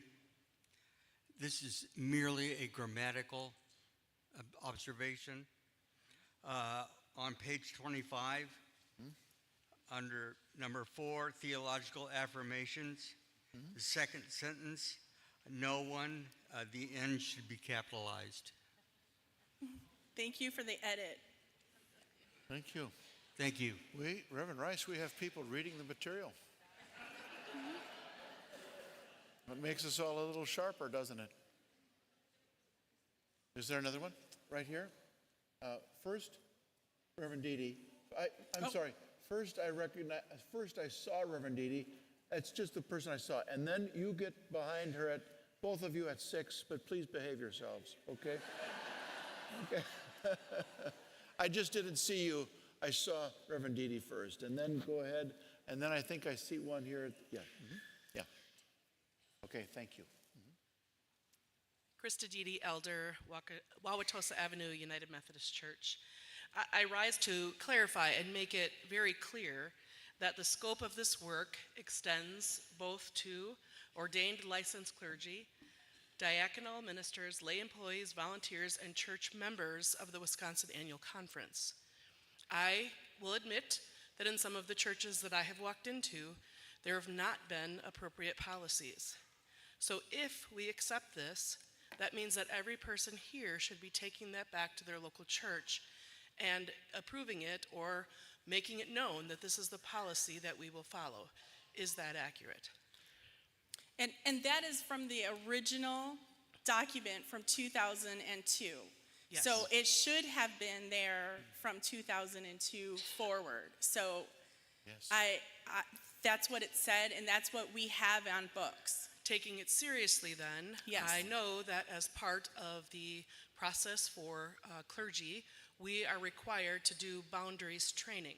Yes. And I understand that there has been struggles to get some people to follow through. And I hope that in response to our accepting of this, if that is the case of the conference, that we will take seriously the repercussions and the ramifications if a clergy fails to follow through on that expectation. Thank you for that. Thank you for that encouragement to each other. I saw a card behind you here at microphone 6. I saw one here and then some over here. I think if Jenny, if you'd go behind 6. Good afternoon, Bishop. Kathy Jury, retired clergy serving Loyal and York Center, UMCs. Mine is simply grammatical once again. Okay. I think this is supposed to be this way. On page 29, the second line, the bishop will initiate a supervisory response to be carried out with 90 days. Shouldn't it be within? Yes, it's within 90 days. Thank you. Thank you. Thank you, Reverend Jury, for that. Thank you all for reading it so microscopically. Yes. So we have one here at 6, and then we'll have another card. Reverend Dr. Gibson, if you'd get ready to come to number 3. Please. Hi, Jenny Darty, First Church, Waukesha laity. I have just a clarification question. Oh, this is my first time too. And my first time asking a question. Welcome. I'm very excited. I'm trying to understand the aspect of confidentiality that's written throughout, and I see that there's a definition provided on page 25. that to me is a little vague, so I'm just trying to understand who decides on the confidentiality of the accused accuser through this process and the individual affected. So from my understanding is that it is for both parties to have that conversation, and it is about the fair process for the clergy person or the person who is the respondent, as well as for the victim. It is not a matter of silencing the victim. It is allowing for the process to conclude in order for someone to not retaliate or for something to happen, like if there are charges that go forward in that situation. So the accused would not know who is making the charge? So the respondent has a right to view the complaint once it's signed. So this is about a signed complaint. This isn't about a concern. It's about a signed complaint for a chargeable offense. Can I ask a second question? Please. I understand that this was put forward by the Commission on the Status and Role of Women. And I was trying to read through, it could be non-binary, transgender, it could be a man as well that is having a report. Is that clear in this? I believe that it's gender neutral, that it does not specify he, she, they, it doesn't specify anything like that. Okay, so the Commission on the Status and Role of Women is just this form here. It is part of the job of the General Commission on the Status and Role of Women to educate and promote and help the United Methodist Church with sexual ethics. Oh, okay, thank you. Thank you for the questions. And I think we have Reverend Dr. Gibson on microphone 3. Thank you, Bishop. Lamar Gibson, retired, but serving in the Ionia Conference of the Michigan, in the Ionia District of the Michigan Conference. I appreciate that this is before us. It's very important. My concern is a technical concern, and I've got this little thing here, this electronic thing, and it's on page 31 for me. I don't know if it's the same as for the printout, but it's under section 2, responding to the complaint, and it's item G, where it talks about a just resolution, and the conference will assign a trained impartial third-party facilitator. My concern is that that's sort of wide open language. Yes, it is. And I think this process is important enough that you need to be sure that you get somebody that has the adequate training, and so the training should be specified, I think. For instance, if you want a mediator, most mediators have to go through a 40-hour training thing. So you don't necessarily need that, but at least you need to have some specifications of the credentials and the training needed, so that you just don't get anybody that's been trained somewhere and that training may not be adequate for what you need. Thank you.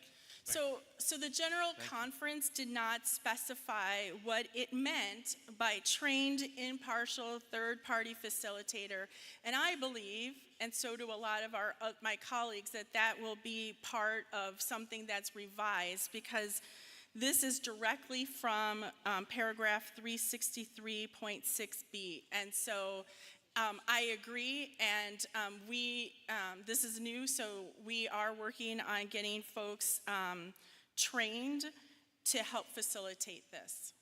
And in particular, this is about sexual misconduct, but there are other kinds of misconduct that we need trained facilitators for as well.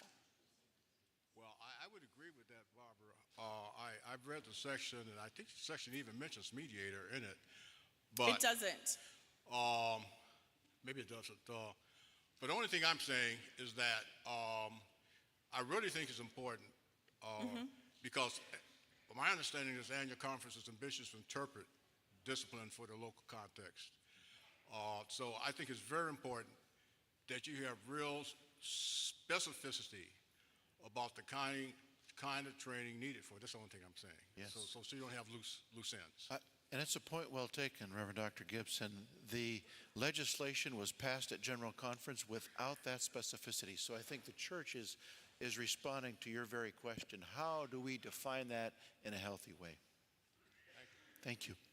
Are there other questions that we're Right not here. seeing? Where? Behind by Krista Didi. Oh, okay. Thank you. Yep. Microphone 6. And then there's one over here, Bishop, for microphone. Okay. Be prepared to get to microphone 1, sir. But then, please, microphone 6, please introduce yourself. Yes, Kathy Schluter, Lady, United Methodist Church of Whitefish Bay. Thank you. So the first question I have is that if you have someone who's been accused, are they still allowed to practice and interact with, let's say, children while that case is pending? That depends. On what? It depends on whether the person would be in any kind of proximity because of their role, and then they could be suspended while an investigation ensues. So is there some criteria that's specified for when? No. So, again, this is from my experience and from what I have learned is that if there is a case in which there is the person is being arrested or something like that, there's immediate where the bishop must consult and have the approval from the Board of Ordained Ministry in order to suspend someone. It's a request that comes from the bishop's office to the Board of Ordained Ministry, so the bishop just requests that. It is not that the bishop does that. And in light of the threat of a child or someone who is at threat, our routine has been that we request that suspension until the 90 days has been reviewed and a determination for the supervisory part of this can happen. I guess I would like to see something that was more specific, given what you're seeing in the Catholic Church, the Baptist Church, where the clergy is the one who gets favored. So that would be troubling to me. Absolutely.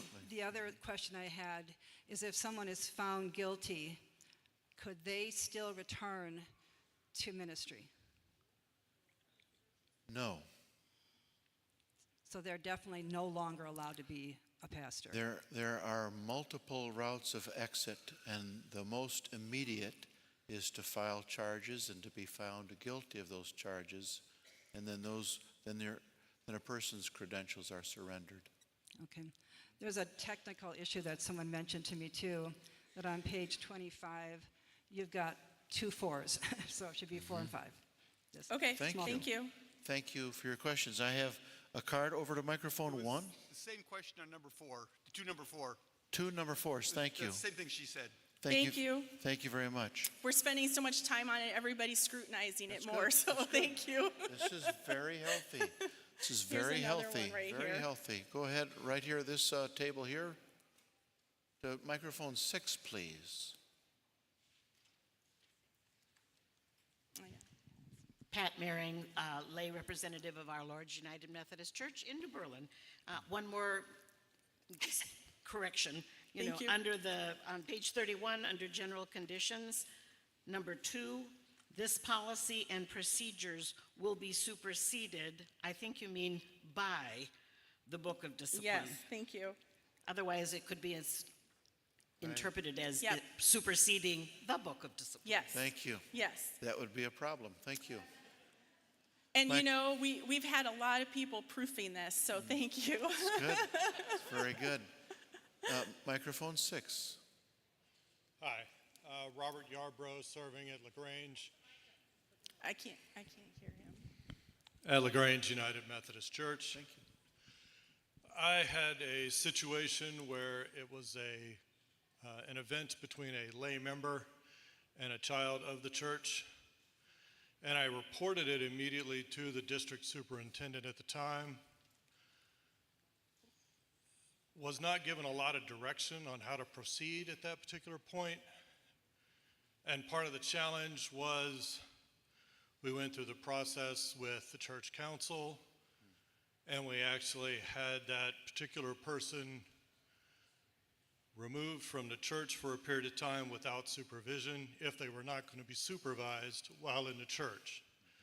Unfortunately, as the clergy at that church, it was difficult for me to do my role with the church without the support of the church.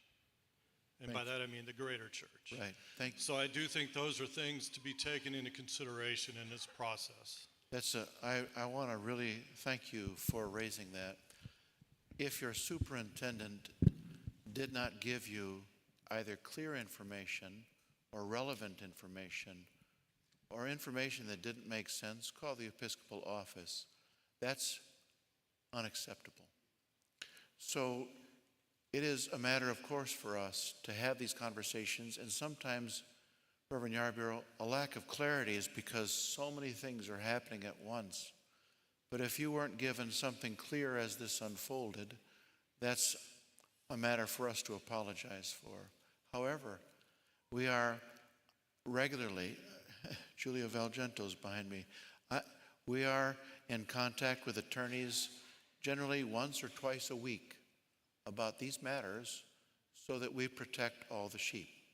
That's what we do. And so if someone failed you in that respect, I'm sorry for that. But if you're not getting an answer, call the Episcopal office, and we'll make sure that we're all learning.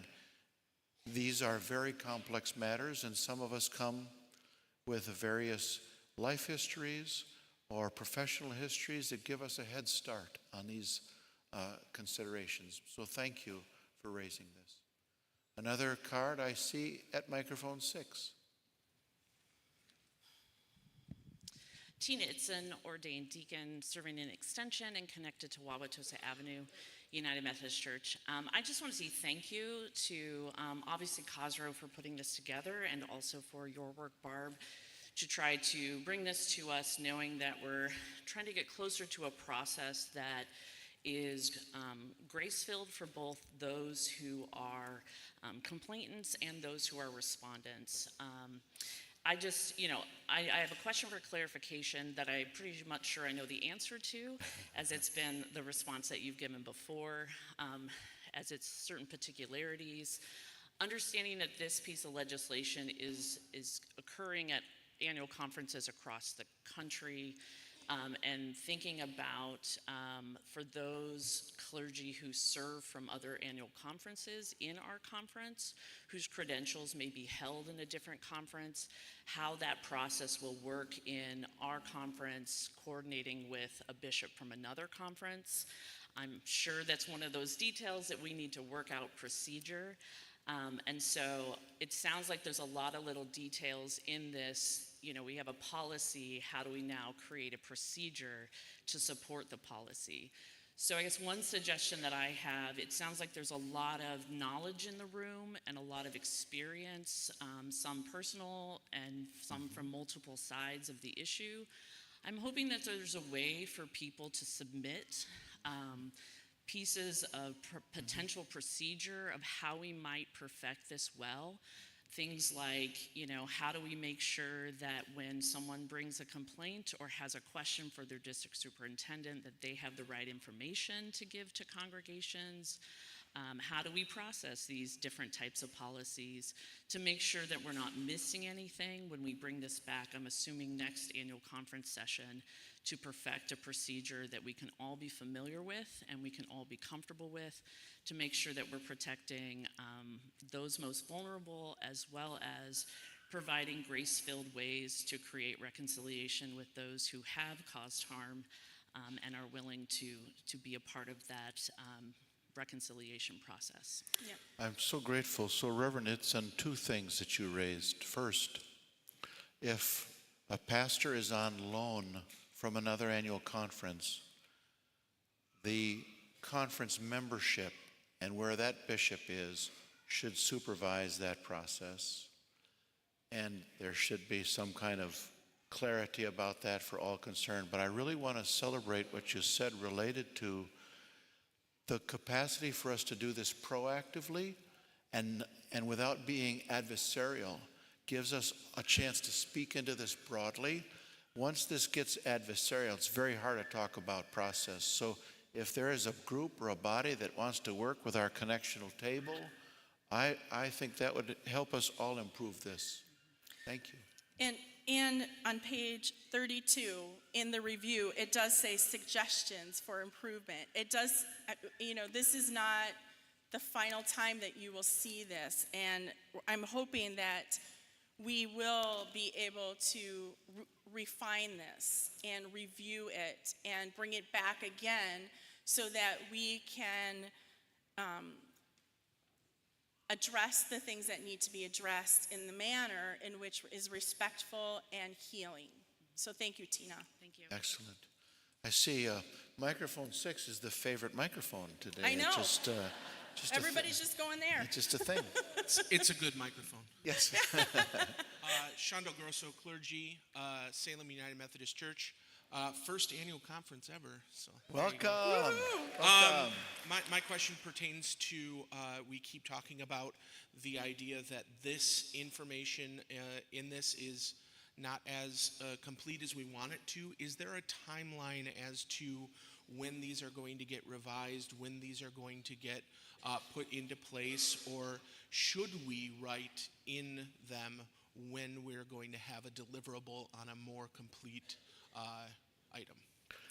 So on page 32, it does say the policy and procedures document is open to annual review for improvement for effectiveness to meet conference needs as they continue to evolve in this area. So the idea is that we vote on this because we need to do something. We can't continue to put it off because our book of discipline has changed very much, and this actually streamlines the process better.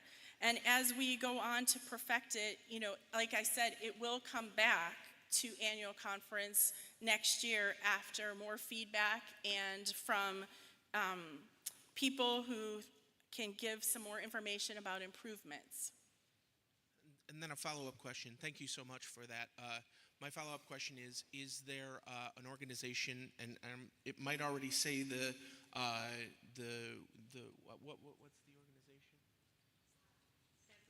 The status and role of women. I'm sure, I know that we have a partnership in our annual conference. Is there a committee or a group that is going to be tasked with doing that work throughout in the interim? At this point, yes, because we are trying to reestablish and reconnect the COSRO group, because in the United Methodist Church, the sexual ethics part is part of what COSRO does.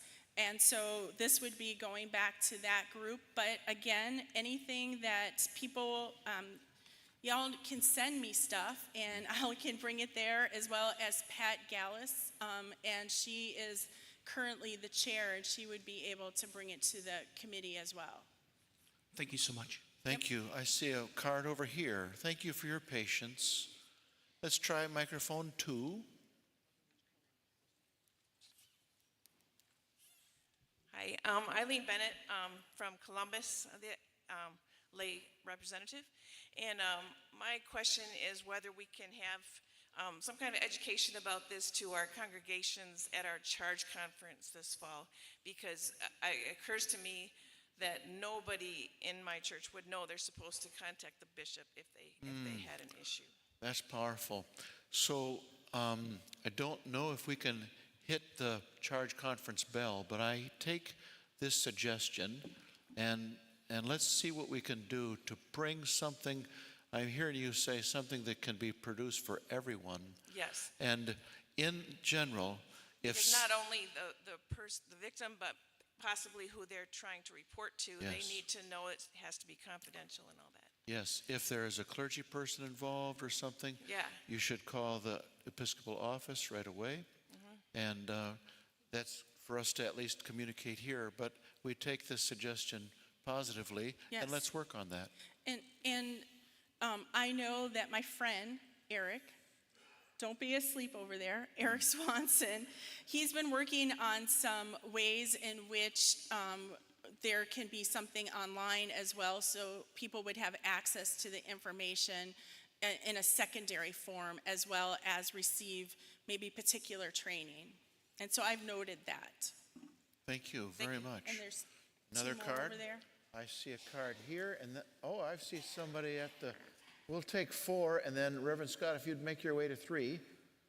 Microphone 4. I just wanted to make you look a different way, Bishop. I'm Ruth Walls from Kenosha First. Thank you. Laity, and I call the question. That is not debatable, is it?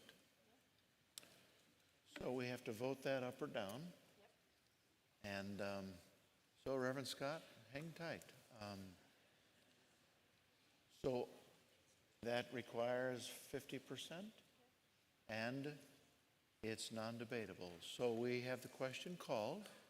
If you would like to continue conversation, that would be to vote this down. If you would like to end debate, call the question, and then vote on the question, you would vote yes. Is the body clear about what option is before them? Okay, then if you vote yes when I call for raising hands, it means we will end debate and then vote on this resolution. If you'd like the capacity to talk some more about this, you'd vote no, and then we'd hear from the next card or the next invitation for more conversation. So raising your hand the first time would be to end debate. If you'd want to talk more, then the second time I call for a hand, you'd raise your hand. Is that clear? Sorry, Bishop, it requires a two-thirds vote, not 50%. Excellent. All right, to end debate requires 2/3. All those in favor of ending debate would raise the hand. You're going to make this difficult, aren't you? Let me get a good look at you. Let me get a good look. Those in favor of continuing debate. I'm sorry, it appears to me that we have chosen to end debate. Thank you for the way in which you conversed with each other about a very important matter. Now, the question is before us, isn't it? All those... We ended debate. We ended debate. Do you have a point of information? Okay, just because I'm a good guy, let's hear your question. Microphone 1, yes. Penny Maringer, Wesley United Methodist Church, Marshfield. Can we vote on this whether, as it is right now? I know that I understand that there is a lot of more questions, but then have it come back next year with the different things and then vote on it again? Can we do that or not? I think that's what we're hearing. Yep, that is the purpose. That's what we're hearing. So that's our intention, and that'll require our Cosro group to work and our connectional table group to work, but I think that's the spirit of the body. Thank you. Thank you. Okay, I think, though, we've ended debate, haven't we? Yes. Right? So, those in favor of the motion as it is would lift the hand. And this is a 50%. Those opposed, same sign. And it appears we have carried the motion. Thank God. So we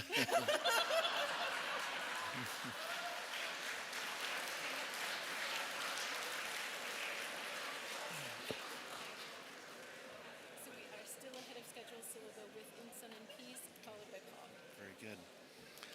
Well, next, I'll call us to call our attention to page 39, And I'll call forward Superintendents Reverend Dr.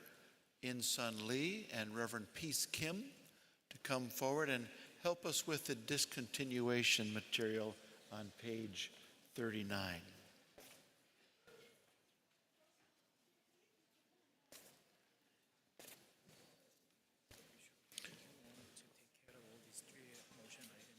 All together.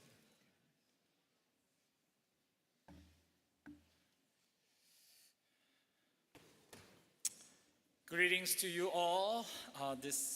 My name is Pyong-an Peace Kim, serving currently as a Northwest District Superintendent. I am standing in front of you with a motion that cannot be found in your final version of that pretty workbook. But you might have been able to find these motions when we first communicated the pre-workbook. So in that way, Bishop, I'd like to add a motion to place the closing of Arkansas United Methodist Church, which was originally communicated as an action item number 114A, back on the table for the consideration of the annual conference. So this is to vote to close the Arkansas United Methodist Church. Yes, correct. And that completely, or to add that to the other closures? Yes, the other two motion items will be presented by my colleague, D.S. In-Sun. Wonderful. So this is an additional church closure that we need to add to the other church closures for the dignity of that process. This is the Arkansas Church in your district. Yes, correct. Let me provide Bishop and the annual conference with more information, which you deserve. All the issues that hindered us from putting these motions into our final version has been resolved. Yes. And that way we have confidence in putting this motion on the table. Thank you. And Arkansas United Methodist Church had their church conference, special called church conference, last year, October 26, 2025, where the discontinuance of the congregation was approved by their vote. That way, that church is located in Pepin County in Wisconsin. That is information you may need. Okay, so if I'm understanding you correctly, we're handling this motion to add Arkansas to the other closures. Yes. Or we're just closing Arkansas and then doing the two closures. It's up to you. While we're here, why don't we just close the Arkansas church and then do the other two? Correct. And can we pause for a moment? We need the slide that actually gives the action item information, please. It came after the one that was just up. Thank you. Or I can read the Let's motion. see if we can put the material before us. Let's see if we can lift it so everyone can see before you start.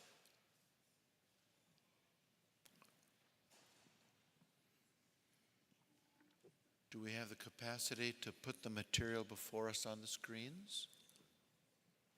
And if not, Reverend Kim, if you could lift that before us. Oh, here it is. Thank you. There it is. No, it was there, and it was so pretty. Or Bishop, if prefer, we can have one motion first taken care of to add this one. Here we go. Here we go. Okay, this is Bristol. So why don't we handle the Arkansas one first, and then we'll go to Bristol and Sullivan. Yes. Okay? So again, since you don't have this motion in front of you, yes, this motion on the screen is about the Bristol United Methodist Church, but I am presenting a motion to close the Arkansas United Methodist Church, which cannot be found in your current pre-workbook. Thank you. So if Bishop want me to read that motion Please do. loud. Please Sure. do. In essence or in a full screen? Let's do in essence. In essence. Since the cornerstone was laid in June 1869 and the church building was dedicated in then November of that year, as the Methodist Episcopal Church of Arkansas, this United Methodist Church of Arkansas in Papin County and its predecessors congregation have created a long, faithful history. And then recently, we have seen that the church has experienced significant and consistent decline. Where another item to be part of whereas is at a church conference held as it provided you that information previously. On October 26th, the membership voted to discontinue the church effective December 31st, 2025. Then I, as a district superintendent, has recommended discontinuance of the Arkansas United Methodist Church, and that recommendation earned the consent from the cabinet and also the District Board of Building and Locations. Therefore, be it resolved that the Wisconsin Annual Conference of the United Methodist Church meeting this week declares the Arkansas United Methodist Church discontinued as of June 30th, 2026. And then be it further resolved, as you read on the screen, the trustees and other officers of the Wisconsin Annual Conference are authorized and directed to take any and all actions necessary to transfer all assets as directed in this motion and to carry out all procedures described in the Book of Discipline, including but not limited to the sale of the church property for your information, which has already taken place, and the transfer of all members to other congregations, and to accomplish all of the intent of these motions. So the proceeds from the sale of the church property shall be cared for in compliance of the Wisconsin Conference Policy number 10.13.0, church closings. Thank you. Friends, churches sometimes close quickly and sometimes slowly, but they're not fully closed until the annual conference votes on them. And so they come in different speeds depending on the emotional and financial realities at work. So we have the dignity of the superintendent coming before us to share that little bit of history, an appreciation about the people of Arkansas, their longstanding ministry with us, and the ways in which now we need to care gracefully for the closure of that church. So all of those in favor of the closure of the Arkansas United Methodist Church would indicate your support by lifting the hand. Those opposed, same sign, and the motion carries. Thank you, Reverend Kim. Thank you, Bishop. Thank you, Annual Conference. Yes. Thank you. Reverend Dr. Lee,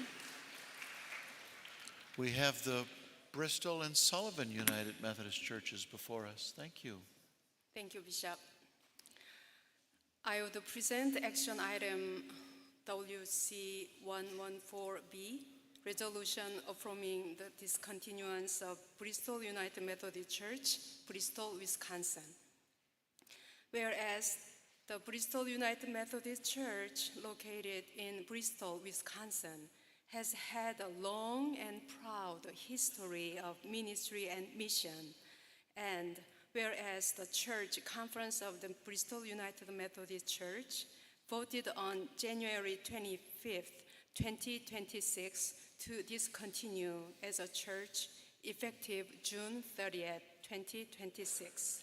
And whereas the district superintendent and the cabinet acknowledge the Bristol United Methodist Church's church conference action and recommend discontinuance of the Bristol United Methodist Church, encouraging the remaining membership to join with another United Methodist Church. And whereas consent for the discontinuance has been granted by the presiding bishop, a majority of the district superintendents, the district board of church location and building, and in compliance with all proper disciplinary requirements, and whereas as service of closing was held on May 24th, 2026.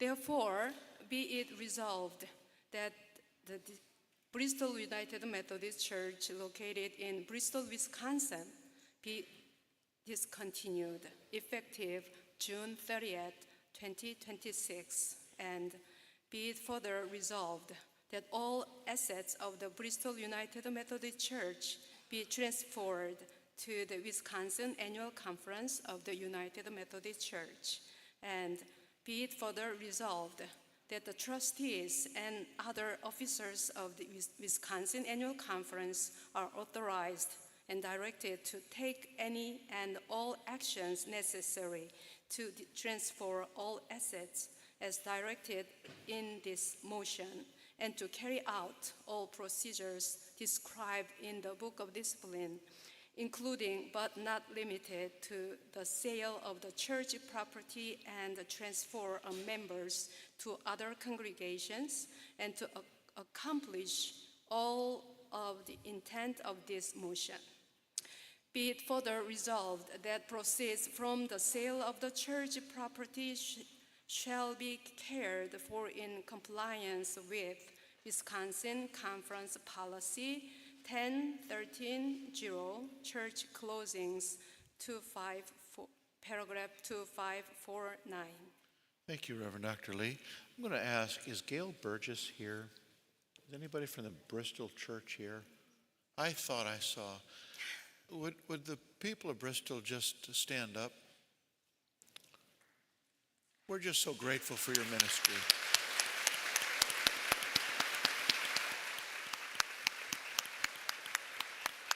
Thank you. These are tender moments, and we're just so grateful for your ministry, your witness, your leadership in our annual conference, and all of the work that you've done to collaborate with other churches in Kenosha County. And this body wants to handle this with the dignity of this moment. So with our brothers and sisters in Christ here among us, all those in favor of accomplishing what they wish to accomplish would raise your hand. Those opposed, same sign. And that motion passes. Thank you. Thank you, Bishop. I would present another action item, WC 114C, resolution on the discontinuance of the Sullivan United Methodist Church, located in Sullivan, Wisconsin. Whereas the Sullivan United Methodist Church, located in Sullivan, Wisconsin, has served the community faithfully for generations. And whereas the Church Conference of the Sullivan United Methodist Church voted on April 26, 2026, to discontinue as a church effective June 30th, 2026. And whereas the district superintendent and the cabinet acknowledge the Sullivan United Methodist Church's church conference action and recommended discontinuance of the Sullivan United Methodist Church, encouraging the remaining membership to join with another United Methodist Church.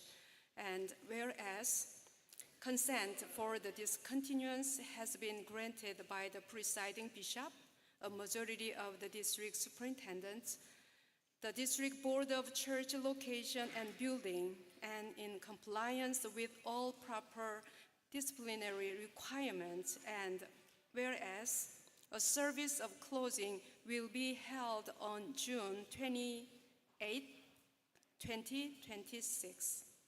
Therefore, be it resolved that the Sullivan United Methodist Church, located in Sullivan, Wisconsin, be discontinued effective June 30th, 2026, and be it further resolved that all assets of the Sullivan United Methodist Church be transferred to the Wisconsin Annual Conference of the United Methodist Church, and be it further resolved that the trustees and other officers of the Wisconsin Annual Conference are authorized and directed to take any and all actions necessary to transfer all assets as directed in this motion, and to carry out all procedures described in the Book of Discipline, including but limited to the sale of the church property and the transfer of members to other congregations, and to accomplish all of the intent of this motion. Be it further resolved that proceeds from the sale of the church property shall be cared for in compliance with Wisconsin Conference Policy 10.13.0, church closings, paragraph 2549. Thank you, Reverend Dr. Lee. Is anyone from the Sullivan Church here today?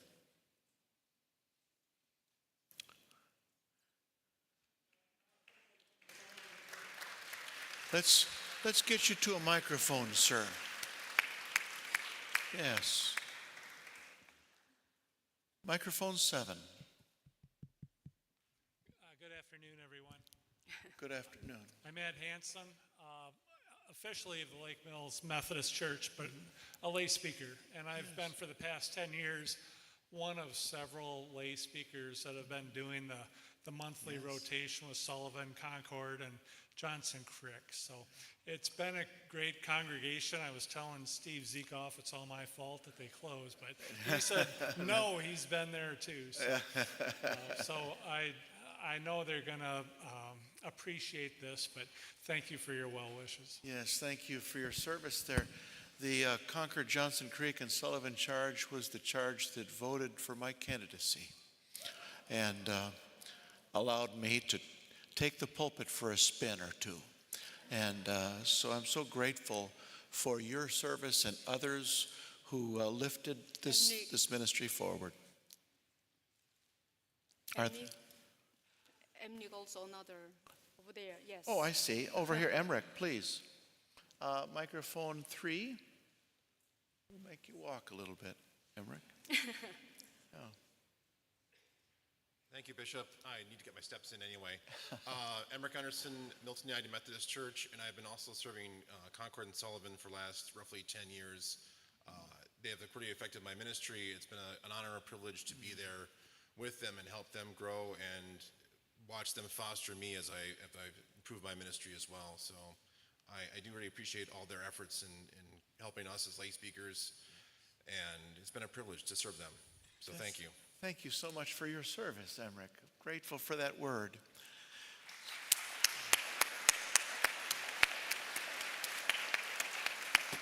Friends, we are in an interdependent universe, are we not? Thank you for these words, and I think the motion is now before us to help accomplish what Sullivan wants for us to accomplish. Those in favor of voting for that closure would lift the hand. Those opposed, same sign, and the motion carries. Thank you, Reverend Dr. Lee, for your good ministry. Pat. Now we're going to hear from the Earth Keepers, this great ministry. And Paul, I wonder if Paul is ready from the Earth Keepers? Yes, good. Thank you, friends, for your kind attention this afternoon, working through, processing things. There's so much complexity before us at times. It's good to see you again. Thank you. Please, yes. Hello. Hello. We're here to talk about keeping the earth, or the Earth Keeper program. It's brought to us by Global Ministries. It's a program that's run twice a year. In spring, they have an online version, and in fall, a version where you're located at various spots in the United States. And to my knowledge, we've had 3 people, including myself, from Wisconsin, attend the course.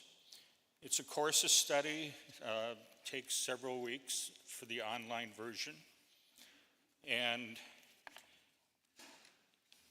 it's well worth it, whether you've got a lot of environmental experience or very little.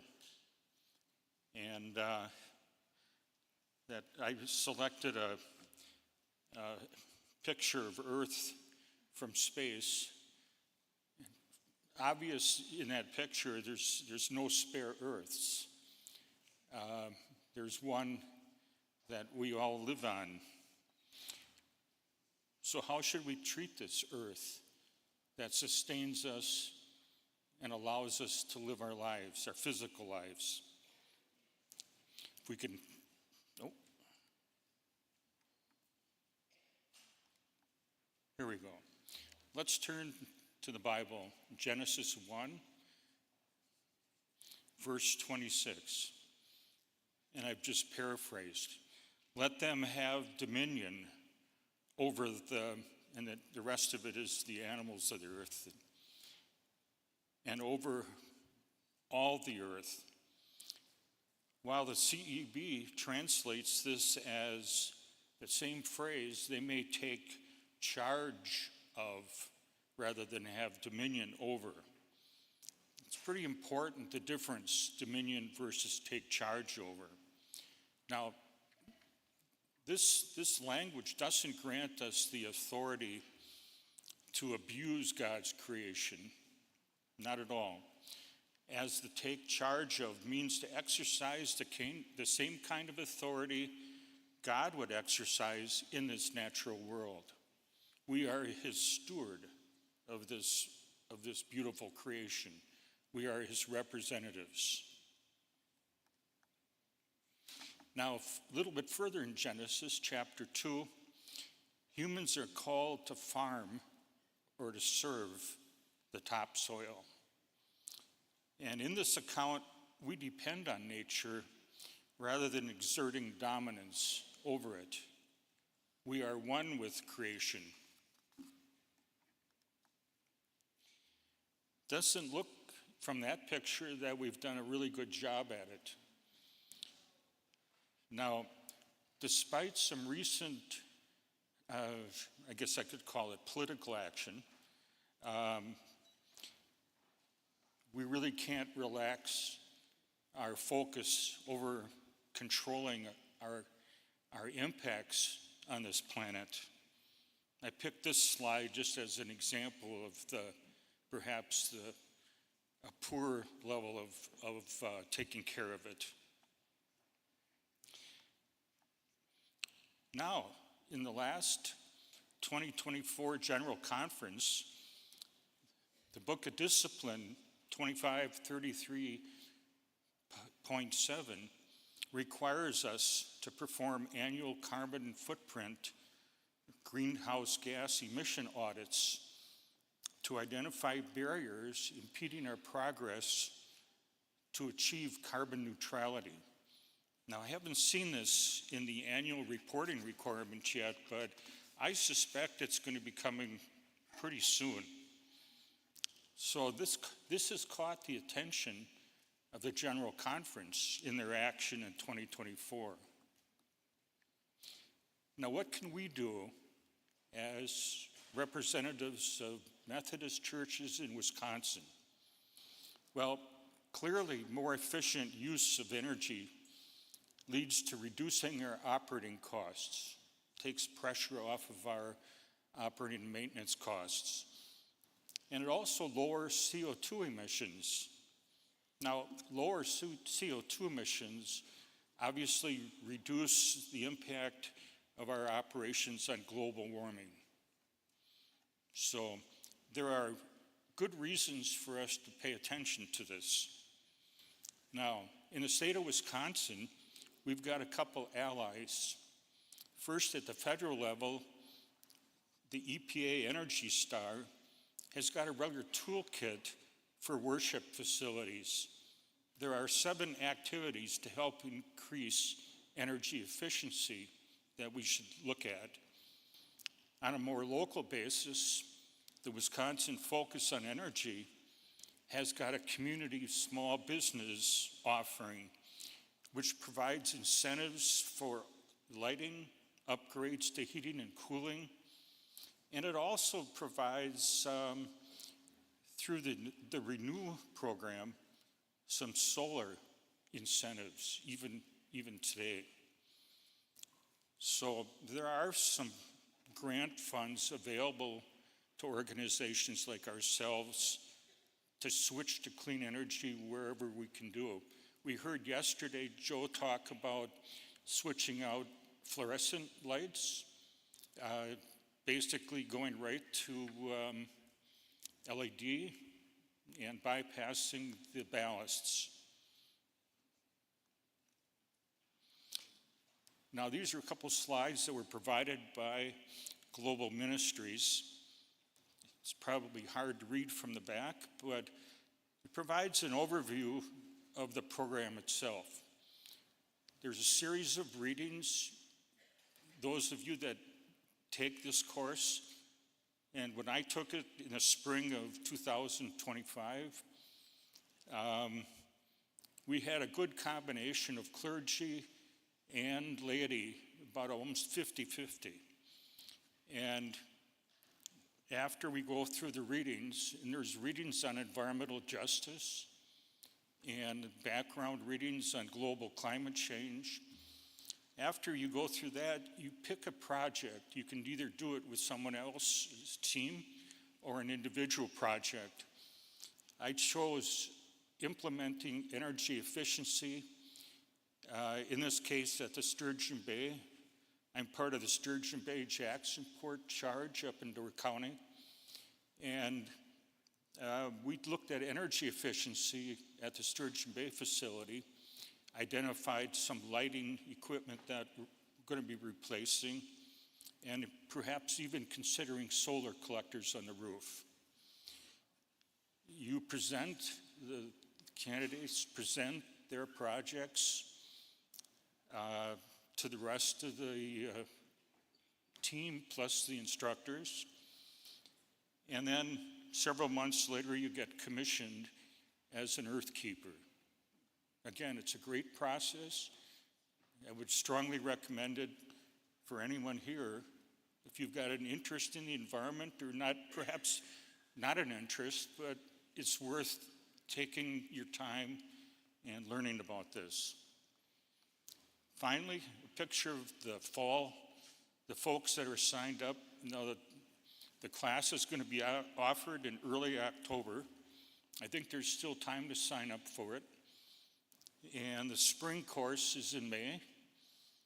And again, that's online. This one will actually be held in Atlanta, the home of Global Ministries.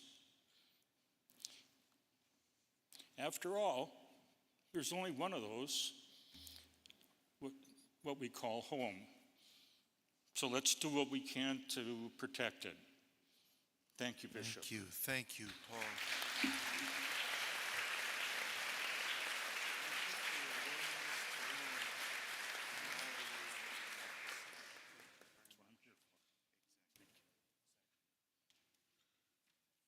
There's so many opportunities for us to learn and grow as Wesleyan Christians. We are here on the planet to grow in love.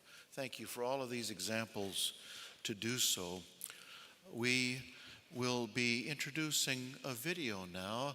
This last spring, May 17th, we were invited to take an offering that we called Miracle Sunday, related to theological education in the now regional conferences outside of the United States. And that offering will be explained in the following video for those of you who may not have heard a lot about it.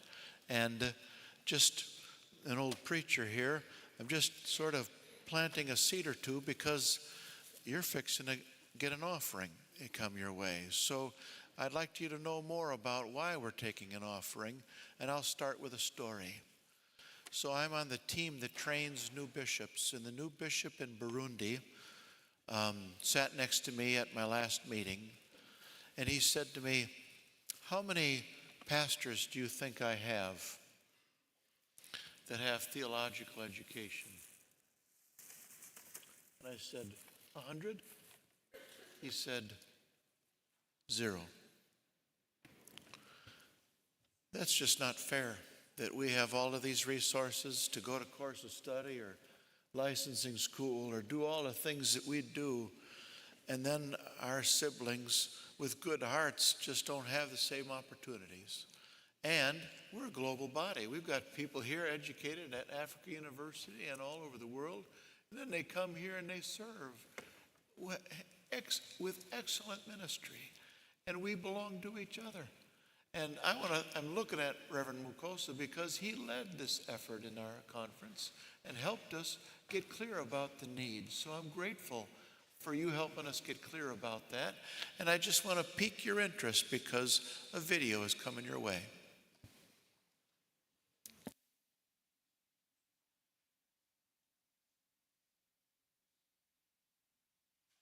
Greetings. My name is Reverend Francois Mukosa.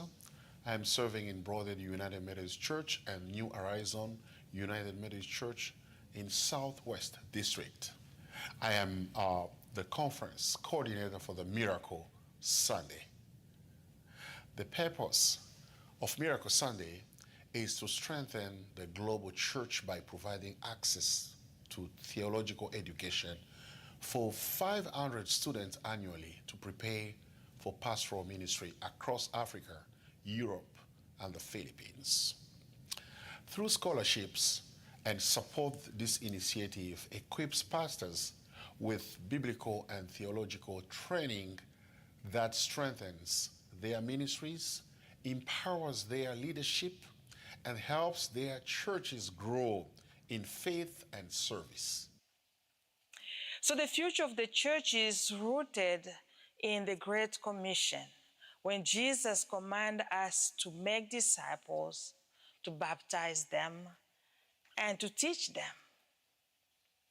So theological studies or education matters because of that command to teach them. We cannot teach something we don't know. We cannot teach something we don't understand. Theological education sustains the church mission, ensuring that the message of Christ is faithfully transmitted to future generations.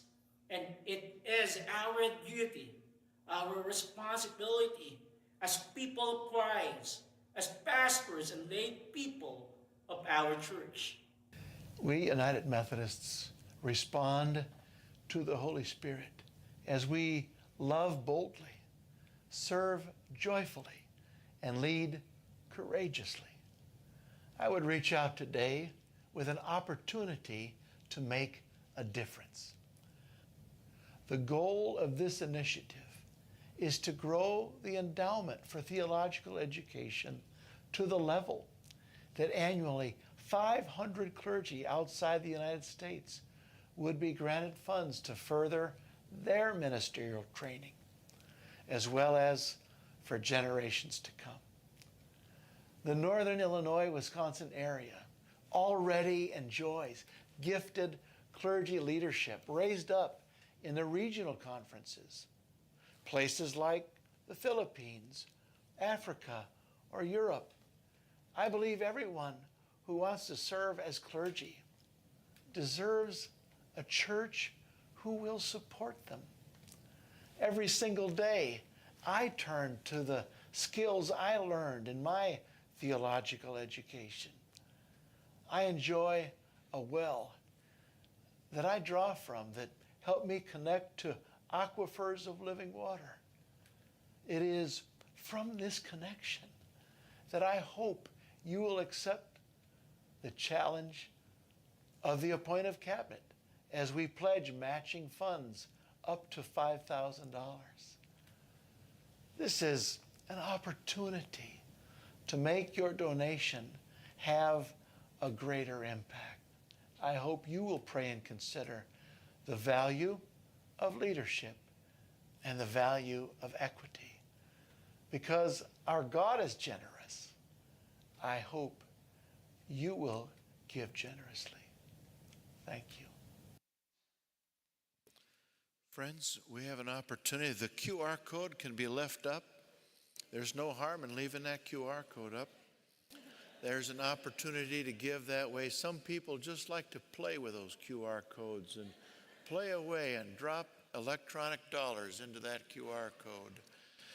Also, you'll notice that as you leave the plenary session this afternoon and you head toward the memorial service, there will be persons posted at the doors with baskets. And so we ask you to pray and consider giving generously as you make your way to the memorial service. And I know we have a few announcements, but this is time to reiterate, please stay steady, friends, please. This is exactly my announcement. Soon, we'll be inviting families who've endured losses from the past year into the worship space. And we're going to have a service of worship that we wish honors and draws upon our faith, sings our songs, and affirms our faith. But for these families that come through this space and prepare, it would be so much more hospitable if we could welcome them gently without a lot of buzz and chatter and laughter, because we need to provide space for them to bring their cups turned upward for that service. So that when we break, I invite you to do so in a manner that is hospitable for them. And now, Julie, if you would lead us with the announcements. Certainly. Following the memorial service will be dinner. The laity are invited to the Laity Social, which has been moved to Bethany United Methodist Church from 6 to 8 p.m. Everyone else is on their own. Bishop, we have done good and faithful work that we do not need to return this evening, but we'll return tomorrow morning at 8:30 for our Bible study. We'll take the applause for a moment before we move gently into worship. Very good. We've done good work, friends. Now we're in recess until worship and tomorrow.